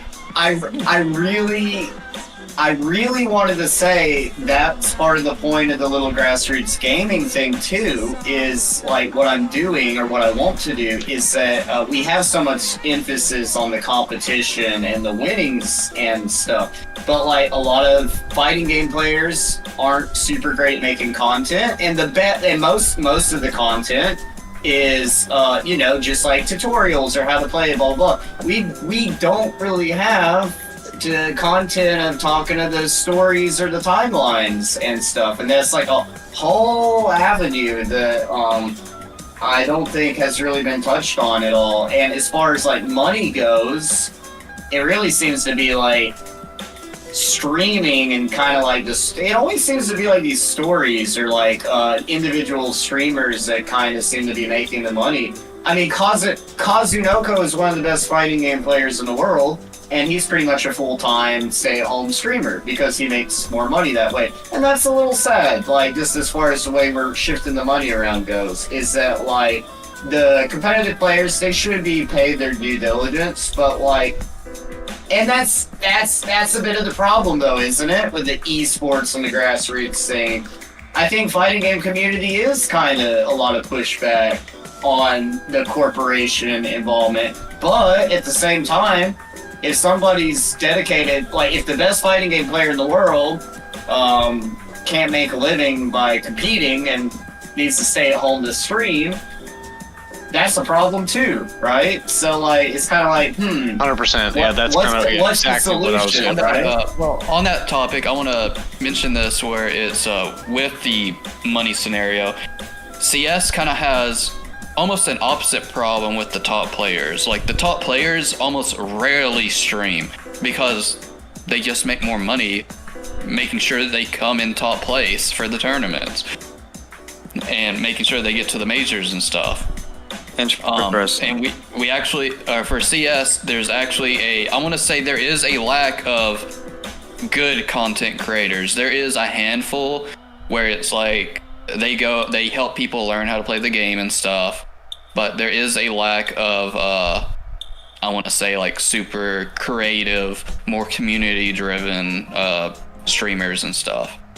For me, as far as like, you know, okay, so dealing with money in the FGC space is a very, very tricky thing because of, you know, like people are very, and you know, anybody who's in any gaming community know this. People are very touchy about other people coming into the scene because this is my special thing. You know, I don't want you messing it up, etc., etc. So with that mentality, we do have certain situations when people enter the FGC. Nobody trusts them. Oh, you're trying to just make, you know, you're just an esports guy who's just trying to make a quick buck off the FGC. The main people that are making money in the FGC are the guys that create the game. As somebody who runs multiple events and runs multiple spaces, in order for you to break even, you got to have a lot of people pull up. And then for you to actually make money, you got to have sponsors and everything like that. You're not going to just like a fighting game like event outside of Evo is rarely going to make money. Like if we're just being real, it's not going to make money unless you're doing something bigger. Like so let's say if you're doing like an anime convention, that's a whole plethora of other stuff that you're going to get way more casual friendly, right? So my mentality when it comes to like the fighting game community in itself, like I don't know, like if it's just like 6 Cent said, where you know the Saudis are just doing infinite money glitch and just like adding more money to the prize pool, not necessarily messing up the community. You know, I'm for it. The only thing that would mess up the community would be like you getting away what's really important, right? What's important? We want to see our players play. We want everybody to be able to be themselves and have a good time playing fighting games in spite of any, you know, anything happening outside of that. I think right now inside of our space, there's so much stuff that's happening outside of it that people want to bring it into the space, and like we can't just be like how it was. Oh yeah, we can just slap buttons, have a good time, and don't matter who you are, etc., etc. So, you know, with that being said, I hope that everybody can and they should make a living off of this, especially if you're a pro and if you're like a TO or something like that, a good one.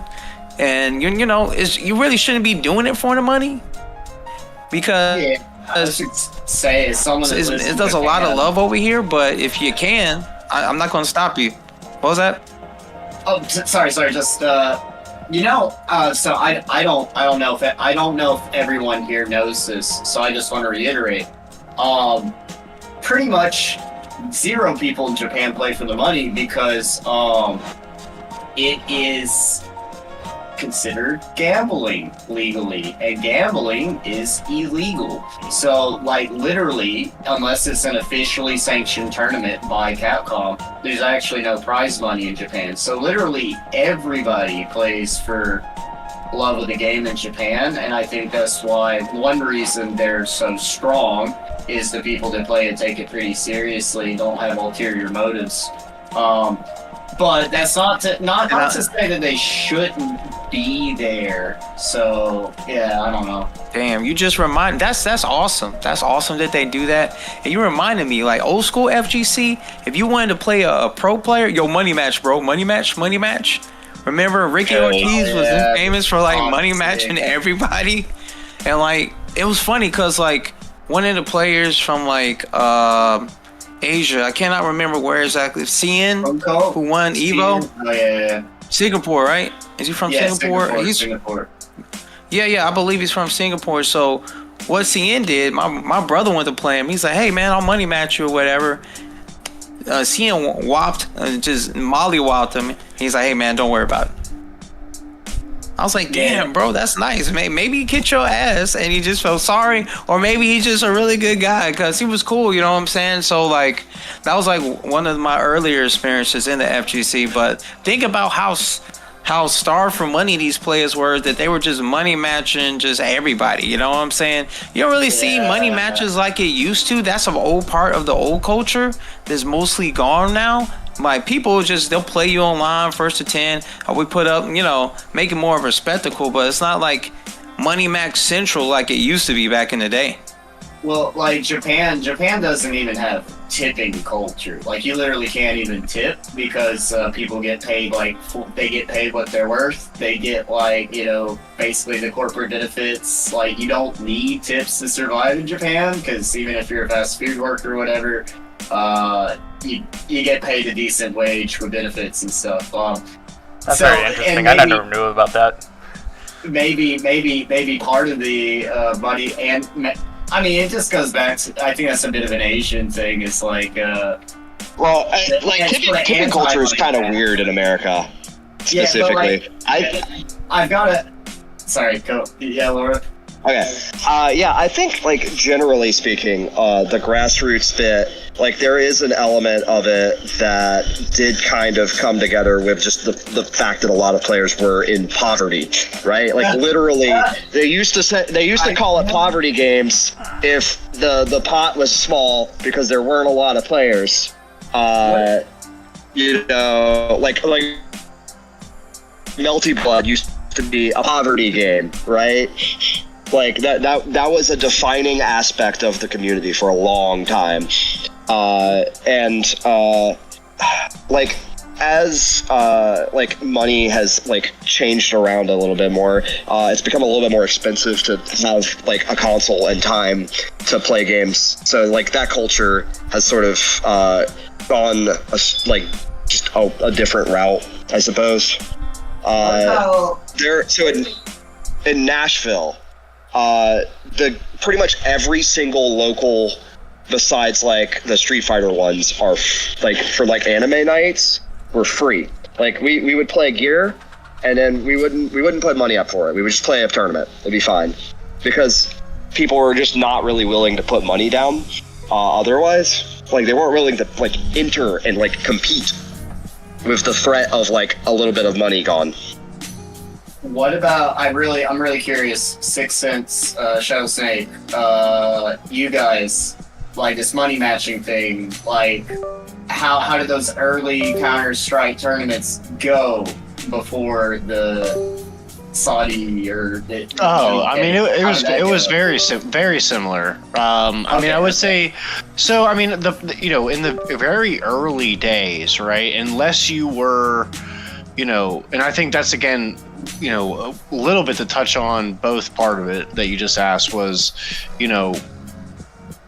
back in the very beginning, 1.6, right, where the local lands, you had to bring your own freaking CRT freaking monitor and all your time. You had to bring everything. The prize pools were nothing, right? But now, right, to kind of shed some light on, I think the grassroots of, there's still people like me, right, that, I'm not naive to think. I think at one point, if I would have had the proper, exposure like there is now, that there was probably a chance that I could have played professionally, but I don't think I have that capability now. I mean, I'm not saying it won't happen or can't happen, but I'm not delusional, right? But at the same time, there are still opportunities at the, mediocre level to maybe, for the team to come out with, again, for the one tournament that they held the other day, like the prize pool was, everybody got $100 gift card to the one team's, like apparel site or whatever. I mean, I know it's something, it's seems like nothing, but I mean, that's $100 that you didn't have before that you could spend on something that you couldn't before, right? $500 for just a local thing. That's pretty. Yeah, big. well, yeah. I mean, it's just for something. Like a major now, though. But and then my point is any Joe Schmo that can get 5 people in a server can go for that.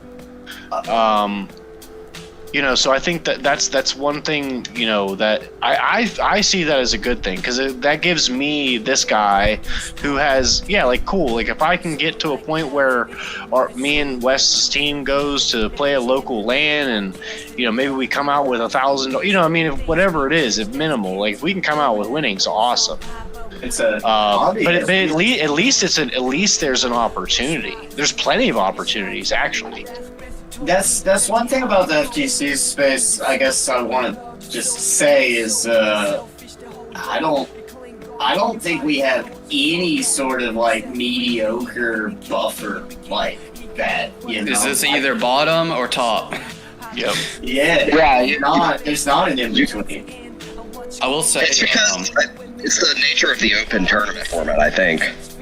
Do we need to get rid of that or change it into leagues or something? I wonder. No, because I don't know. Like, open I guess format. I guess my opinion would be like the middle would be the guy that only goes to local tournaments and just wins all locals, and don't go and cook like at a major. Because if I'm just winning like an extra $50 here, $50 there, is that a lot of money? No, but I'm still getting like he's at least getting his middle energy, right? Because like if you can do consistent at locals, one would think you can eventually level up and maybe cook at a major at one point. So especially with how accessible it is to do like tournaments now, like in the FGC currently, you can roll out of your bed, turn on your PlayStation or your PC, eat a bag of Doritos, and enter a tournament and win potentially, whatever is inside of the match arena. Right, and that's the online tournaments are free. I think that was actually how a Tennessee gear player made quite a bit of money. Solstice, the Ramlethal player, he got sponsored for playing a lot of online tournaments and going to majors and stuff. But he would just grind online. Yeah. Yeah, here's the thing though. We're talking about people that could win their like local tournaments, but like is that even the mediocre, like the person that's winning all the local things? Like is that not like you're already the top like 5 or 1% of the player base or whatever? So I don't know. I mean, locals are pretty small. I do know, from my experience before Counter-Strike, like what I was saying, how it started with like Halo and stuff. Back then there was MLG Game Battles. It had its own like ladder system. It's basically like how Face It for Counter-Strike is, where it has a ladder system, leagues, and stuff like that. But they also had an option to money match individual people. And that was something that was pretty interesting. Whereas like in an officially sanctioned space, that is pretty wild. That's wild. Yeah, but it was just online, so it didn't last. The money match part didn't last long because gambling clause, taxes. No, it wasn't that. It was just hard to, because it was this was like, I want to say like 2009, 2012, somewhere around there. And a lot of people, because it was either on Call of Duty, Halo, usually a console game, people weren't recording their gameplay.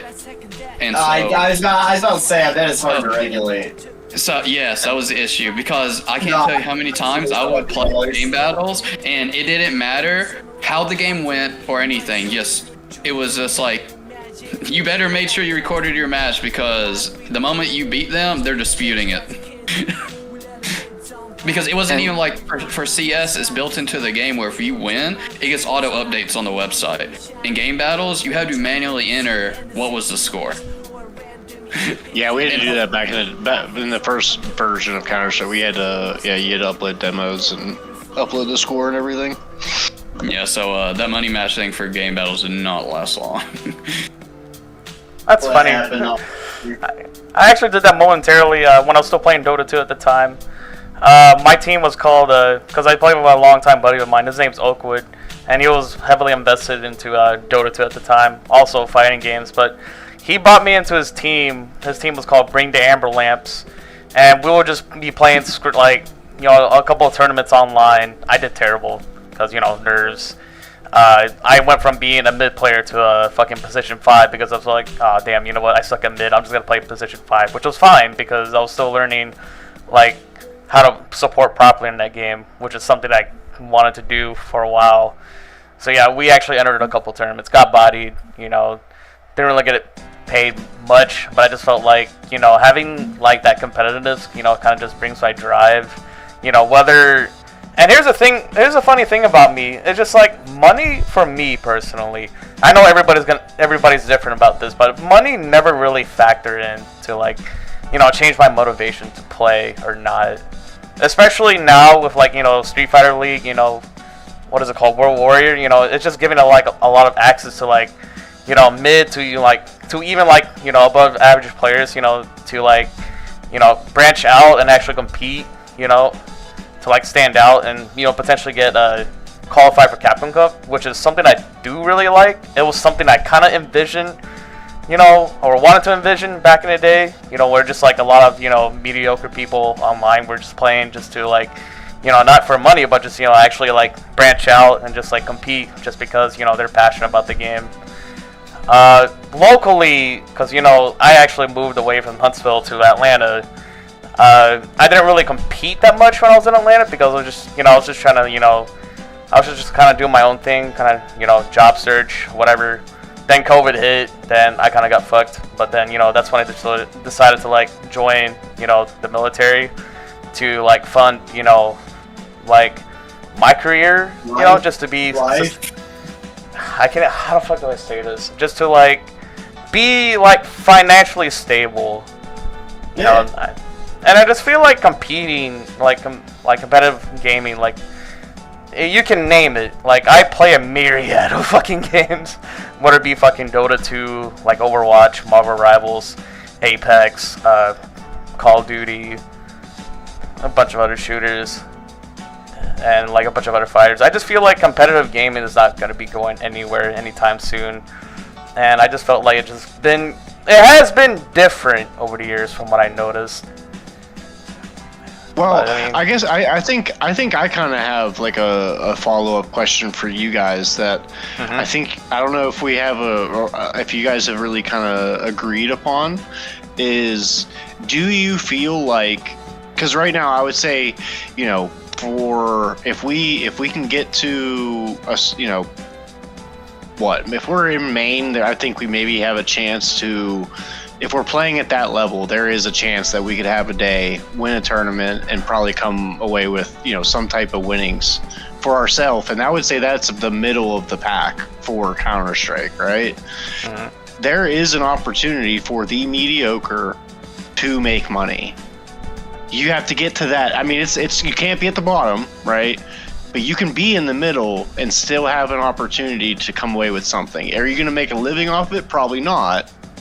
But is there an opportunity for that in the fighting game? Like, I mean, like you said, it's usually like the top 1 or 2 people that, you know, you don't really have that middle of that road fighter guy that's really going to be able to make anything. Well, structure is a big part of that, I think. I think Maturino helps quite a bit with that, which is something that's happened in fairly recent times. Right. I've heard that. Actually, I've heard that term. I don't even know what that is. It's where like people like if the match is being streamed, people can like donate and it goes towards the prize pool. Yeah. Oh, okay. Oh, yeah. Okay. I got you. Crowdfunding the prize online and potentially getting. You never know who wants to like support one of their players and stuff. And just, you know, speaking on the middle ground, I still think the middle ground for like, because I know there's people inside of the FGC that's been playing for years, never won a local, right? Is you never won a local, Absolutely. but you've been in there for years. But now I'm starting to win locals now. Oh, I'm smoking everybody in the state.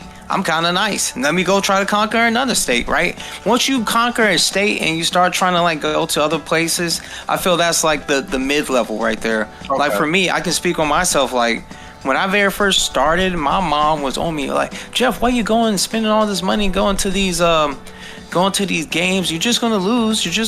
Like you've been losing. I'm like, Mom, I'm still grinding, right?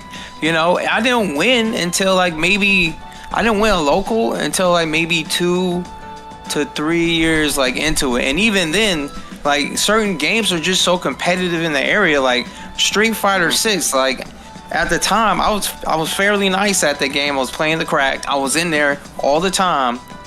I've only at best came in second place.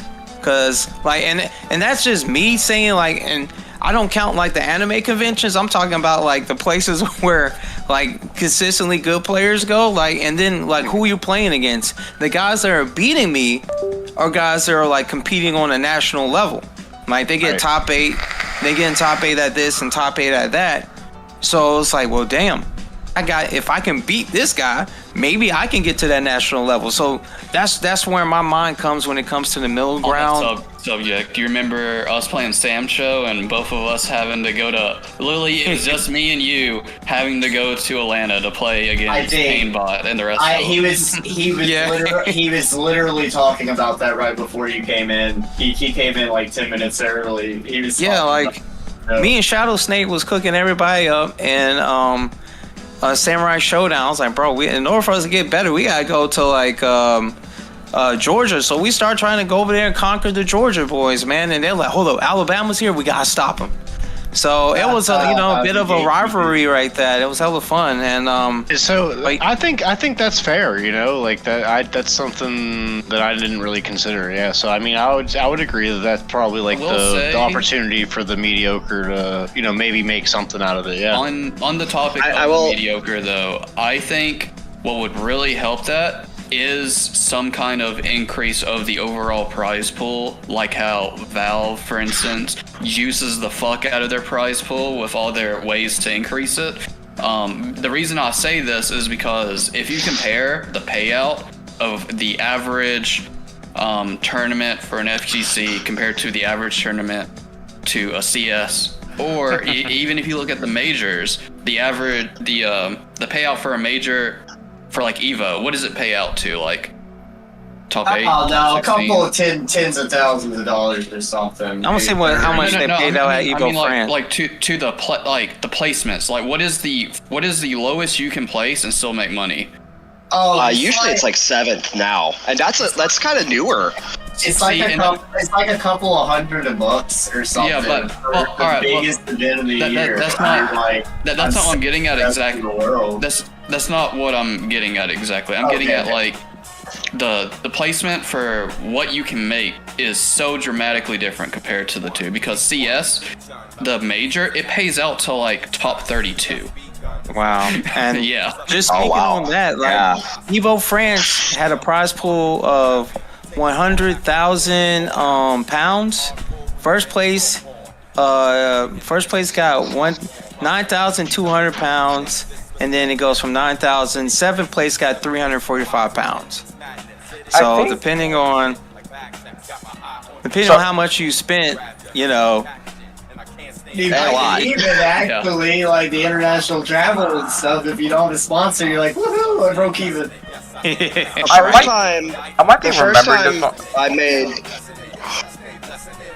first time I made money at a major was only because I went to it was UFGT 10, and they had plus R, and they paid out the top 8, and that was the only reason I got any money that week. Yeah. Was because that was new. That was brand new then. Yeah. I think you told me that story before. Oh, I was just wait. Who was he asking? I just want to make one comment about the placement for the CS thing, because you mentioned about how like the amount of money that they got for Evo. If you get 32nd place at the CS major, you got $5,000. So every player got $1,000. If only the FGC could get there, shit. Is that 5K? Is that 5G like split among like the team members? Yes. Yeah, but I mean, you have to think like the teams are like those players are getting salary and you know all that. But how many people are on a team? Out of curiosity, 5. Well, 5. So you get $1,000. You still cooking more than Evo top 8. Yeah, that's what I'm saying. Well, yeah. So and I think that that's the one thing, the one pro that I'm kind of trying to say about letting. Hey, if the Saudis want to dump money into the game, into the community, that's just going to make the grinder that's doing the local tournaments to probably have more money available. If they start doing local lands that that are sponsored by whoever freaking EA, right, or whatever it is now. Like if top 8 you're walking away with $1,000. I mean, there's a lot more incentive there, which again is going to pull more players to the game. I think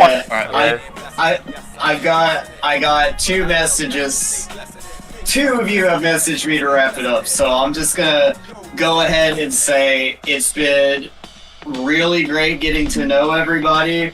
Everybody can still stick around and talk a little bit. I have no problem with that. I guess this is just the cutoff for the recording. It was really cool to get a lot of different perspectives from different people. I hope we can do this again, maybe potentially. But I think there's like a lot more to talk about, and it's really cool. We kind of have a dynamic of if you stop the recording, I would say just in I don't know how many people we have here. 6, right? I mean, like, just in these 6 people, if you really want to, I mean, even if it was like if you dedicated to like a couple of different topics and titles to different days, you could be like what is fighting game grass? Like, what is it? Like, spent a whole podcast on that, which would give most of you guys a lot more time to talk about that stuff, and then maybe have a whole nother day on just esports. Or again, you can kind of get into somebody who has Wes has a little bit of background on the Halo, the Counter-Strike, the Call of Duties, like what are the differences kind of thing. And just in terms of you have plenty of material here that if you kind of broke it up into, not even say less people, but just more direct, what would it be, specific Direct topics. It's all dated. Yeah, I have a bunch of different ideas, but at the end of the day, I just want to say that this isn't necessarily about making money or making a brand. I mean, it kind of is, but it kind of isn't. But maybe it is. Look, it's not about the money. It's just about Just let it happen. I want to bring passionate people together to talk about the things they love. I think we did that today, and I hope we can do it again sometime soon. So for sure. You guys, hit me up. Thank you everybody for coming through. Hopefully we can do it again. Maybe I can ping some of y'all individually. I don't have a lot of free time in Japan, so but yeah, I'll definitely be thinking about stuff.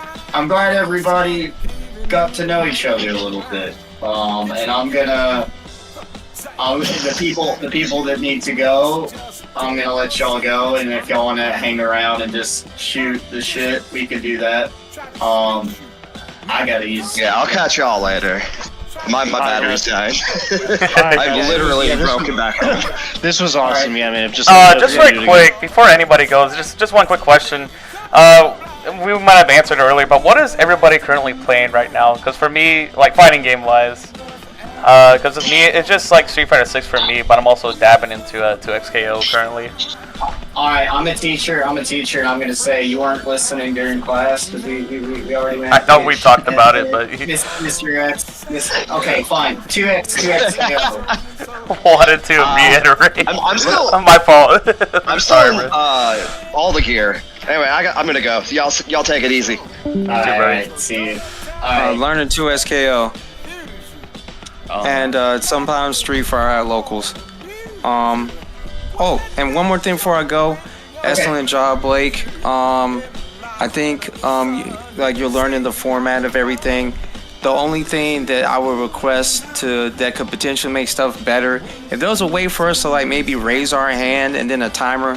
Let's say, hey, you put, all right, here's the topic we're going to talk about for 10 minutes, and put a way for us to raise our hands, and you can call somebody who raised their hand first, and and we can just kind of power through everything. Or if you wanted the longer format where we all discuss, that's cool too. But maybe the virtual hand will help.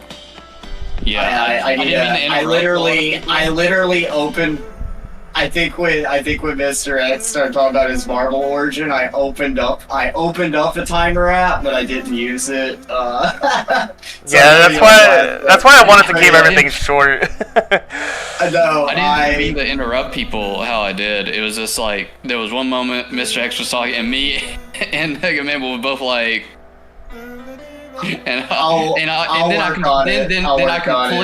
completely forgot what I was going to say by the time it came back around to me.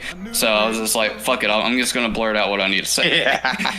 I'll work on it. So sorry. No, you're doing good. No, it was awesome. No, it was awesome. We had fun. Yeah, man. It was a great time.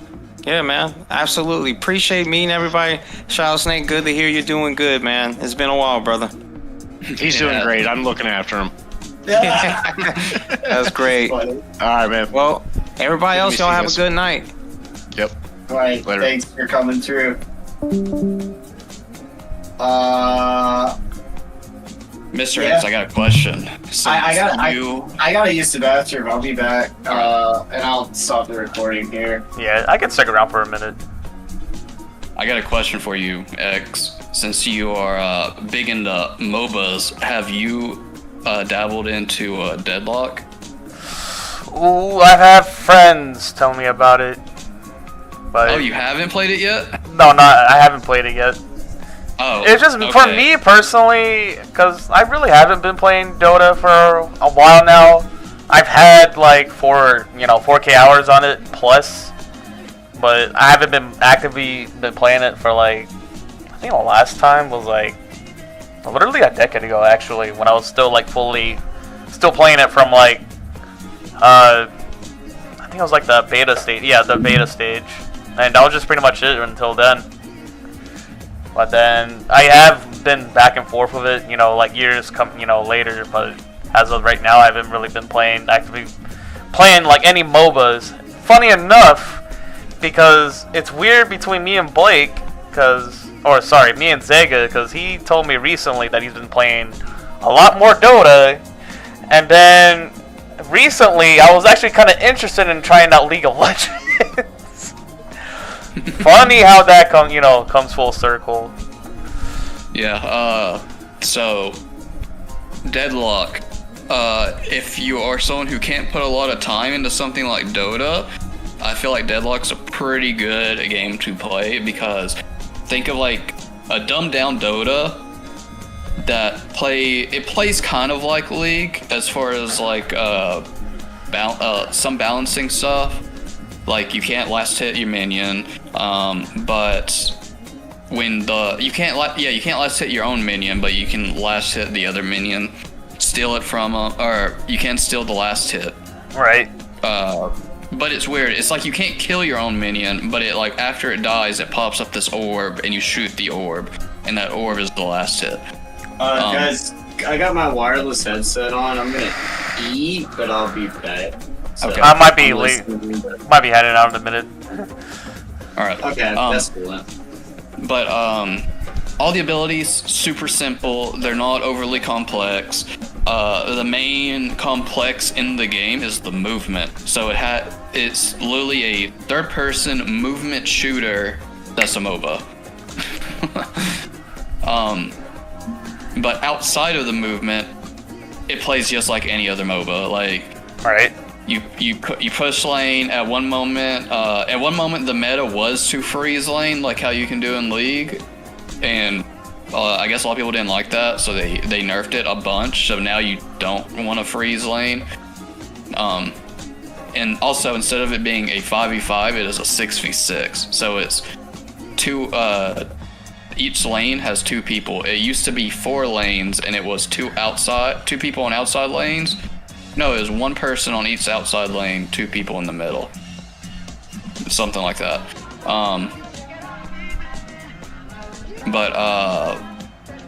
What else with it? There's no teleporting back to base or a TP in general on your person. Instead, they have like these zip lines that go between that goes across the lanes you grab, and there's teleporters on the map that take you to the other side of the map. That's as far as it's like very similar to Smite in a way. Yes and no. I played Smite, and Smite does not have what Deadlock has. Deadlock has a lot of verticality, where Smite is like very flat. Oh, I see. I really haven't been paying much attention to like other games. For me personally, like right now, besides fighting games, obviously, it's just for me right now. It's just like Marvel Rivals, because I've had dunked hours into like Overwatch back in the day, but then I transitioned to like Marvel Rivals, and it just kind of go hand to hand. I just felt like I've been more active on Marvel Rivals than you should. You should definitely. I highly recommend you at least take a look into Deadlock, because you'll also see a lot of familiar stuff from both League and Dota. Like there's a character named Bebop, and he has the Blitzcrank Pudge hook, but he also has a zillion bomb he can put on people, and you can eventually get to where you can double bomb people. So you can like hook them, double bomb them, and knock them away, and they blow up. What else? There's a support named Dynamo. He has Black Hole, like Enigma.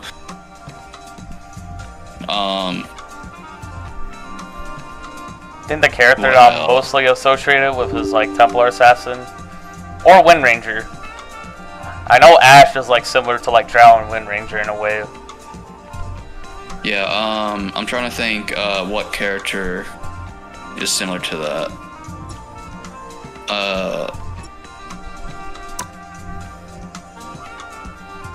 What do you like about him exactly? Like, wait.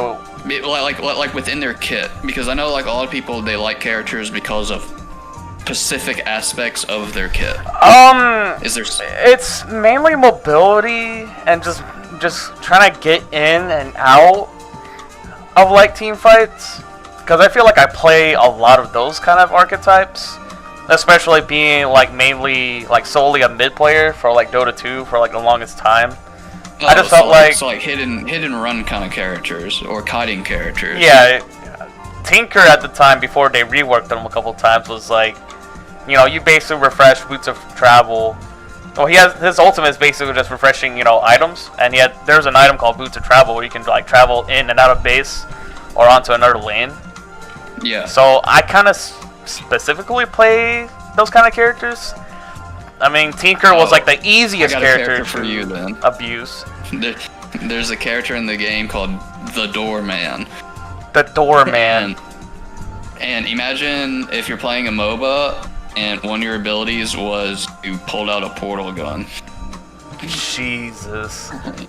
And he has a lobby cart that when he throws it, if it hits someone, it picks them up, and if it hits a wall, it stuns them. He can throw a bell that's like on a clerk desk, and if he shoots it, it explodes and does a shit ton of damage. And then his ultimate, well, like his portal gun teleport is like his second ability. But his ult is he goes up. It literally gets a point-click ultimate. You go up to anyone and you get like 2 inches from him. It's super point blank. But the instant you do it, they get hit with a giant key. The animation doesn't do any damage, but they get teleported. Think of like Mordekaiser ultimate in League, how it vanishes like you're in a different realm basically. Right. But instead of 1v1ing, what it is they're in a doorway, like a hallway, and they're in a hotel hallway, and they have to get to the other door before the timer ends. And if the timer ends before they do, they take a shit ton of damage. Right. I kind of have to keep this short. I kind of have to go now. I want to say, like, I definitely want to start doing this more, you know, with the podcast and everything. You know, just hearing everybody else's opinions. It is just for me to catch up. It was kind of nice, but I felt like there was, like, way more to talk about than anything. Yeah. Yeah, oh yeah. No, there is so much more to talk about. Yeah, I definitely wanted to come back to Blake before I leave. But yeah, just let me know what's up. I'll see if I'm available. But this upcoming week is gonna be like busy for me because of school, and I got fucking chewed out for basically not moving when I'm supposed to. But I never had the go ahead, and at the time I didn't have money to move to another base for school, and I'm like, well, I was never told anything. So, I don't know if that's my fault, but, you know, it is what it is. The Navy's kind of stupid nowadays. I mean, whatever doesn't make sense is supposed to make sense. Like, that's just how I'm used to it. I can definitely touch on more, you know, grassroots stuff. You know, if that ever comes around about, I know we can be talking about, like, different subjects. But I definitely have more to talk about, for sure. And it's very interesting to, like, hear everybody else's opinion. Hey, speaking of military, y'all want to hear something funny? Mm-hmm. Yeah. I got into a fight Friday. What did you do? I broke a guy's nose. Did he deserve it? It was literally. It was on the train in Japan. There was a guy that was like harassing my girlfriend, and he started like getting physical with her, like kind of like pushing her around and stuff. So busted his face, and that was pretty crazy because I've literally never done anything like that in my life. But that happened this week, so that was a life experience. Like, I literally street fighter in the train in Japan. So that motherfucker didn't know it was in real life frame data, bro. Fuck the money. Does it get much more grassroots than that? I actually thought I was gonna go to jail or whatever, like press charges, but no. I mean, they stopped the train, like emergency stopped it. I got off. I had to talk to the police, and they basically said, like, you're good. Like, they're like, no, you're not really in the wrong. But, I mean, I literally thought I was going to get deported or something. But, yeah, that happened. Like, nah, yeah. I don't think anything like that would happen, especially nowadays. There are definitely some dumb military people. I will let you know that. He was a really scrawny guy, but, like, basically he started for no reason. Me and my girlfriend sat down in these seats on a crowded train, and he kicked my seat really hard and glared at me. And I was like, oh, okay. And I got up. I was going to give him my chair. And I said, Akachan Dozo, which is like, alright, you can have it, you big baby, basically. What that translates to in Japanese. And he literally glared at me for a minute. I glared at him for a minute. He didn't sit down. And then, he started kicking the chair where my girlfriend was sitting. And, my girlfriend stood up for herself, and then kind of started shoving her and getting physical with her. So I punched him in the face as hard as I could, because I actually things were escalating, and I thought he was going to get hurt. So I didn't hurt. They are coming from behind. It actually really broke his nose. Like, that one punch really fucked him up. I think I kind of gave him an uppercut. Because, like, my girlfriend's really short. She's, like, 5 feet. And he was really tall. So he was, like, kind of bent over, like, going towards pushing her or whatever. God damn! I was kind of from the side, like, right next to him. I was kind of from the side. So I basically, like, was basically forward. I just basically gave him about the strongest uppercut I could, and that was pretty crazy. It's really scary. I don't know if you guys have been in struggles, but I really got that fight or flight sense kicked in, and I mean, I was trying to be really in control of myself and reserve, but my brain was really rushing towards these like super violent things, and I was literally like got between him and my girlfriend after I punched him the first time. And I didn't know what the guy was gonna do. I didn't know if he was gonna pull a knife or come at me, but he pretty much just kind of fucked all that. Yeah, I will tell you, I have a lot of port call stories I can share another time. A bunch of dumb shit, between just like the local people and like the people, like on our command. No, we're not on our command, but on our CAG. And people really do some dumb shit on both sides. But that's a topic for another time. Yeah, that's pretty crazy though. It's such an underrated experience. I'm sure being in the military is like a lot of stuff about that.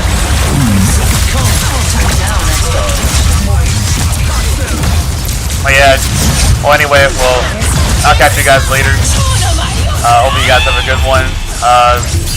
If you guys are doing, any any more talk sessions, I should be available.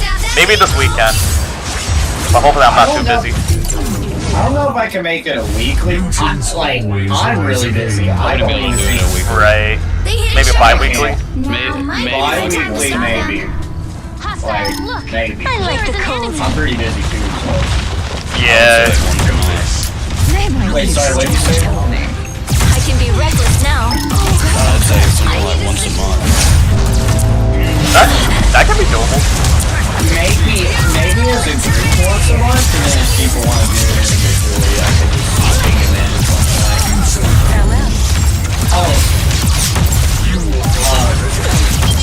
Wesley, you gotta tell me this, and you can't ever tell what I'm about to add to the person. But what is Mega Man's government? I kind of forgot. I felt bad about it. Yeah, really, I believe. I should have known that. I felt really embarrassed when he was like, "You can just call me by my government," and I was like, I'm just gonna pray that everyone's back because you're. But yeah, It's like, damn, now you made me have to commit to this bit. Alright. he's just like, you can do my government, and I was like, well, I know everyone's government except. And the only reason was like, your friends, your CS:GO friends, screen name was cut off, so I was kind of going back and forth between like government names and screen names, and I was just, and he's like, you can call me by my government, and I was like, It's really embarrassing because I've done it for years and years. Sometimes it gets like that, you know, in the video game space. Sometimes you just remember people so hardly by their tags. You don't remember their real name. So he's not the only person like that. There's a bunch of people I don't know their real names. Hit the ground. I felt embarrassed about that. Yeah. Alright. That's good.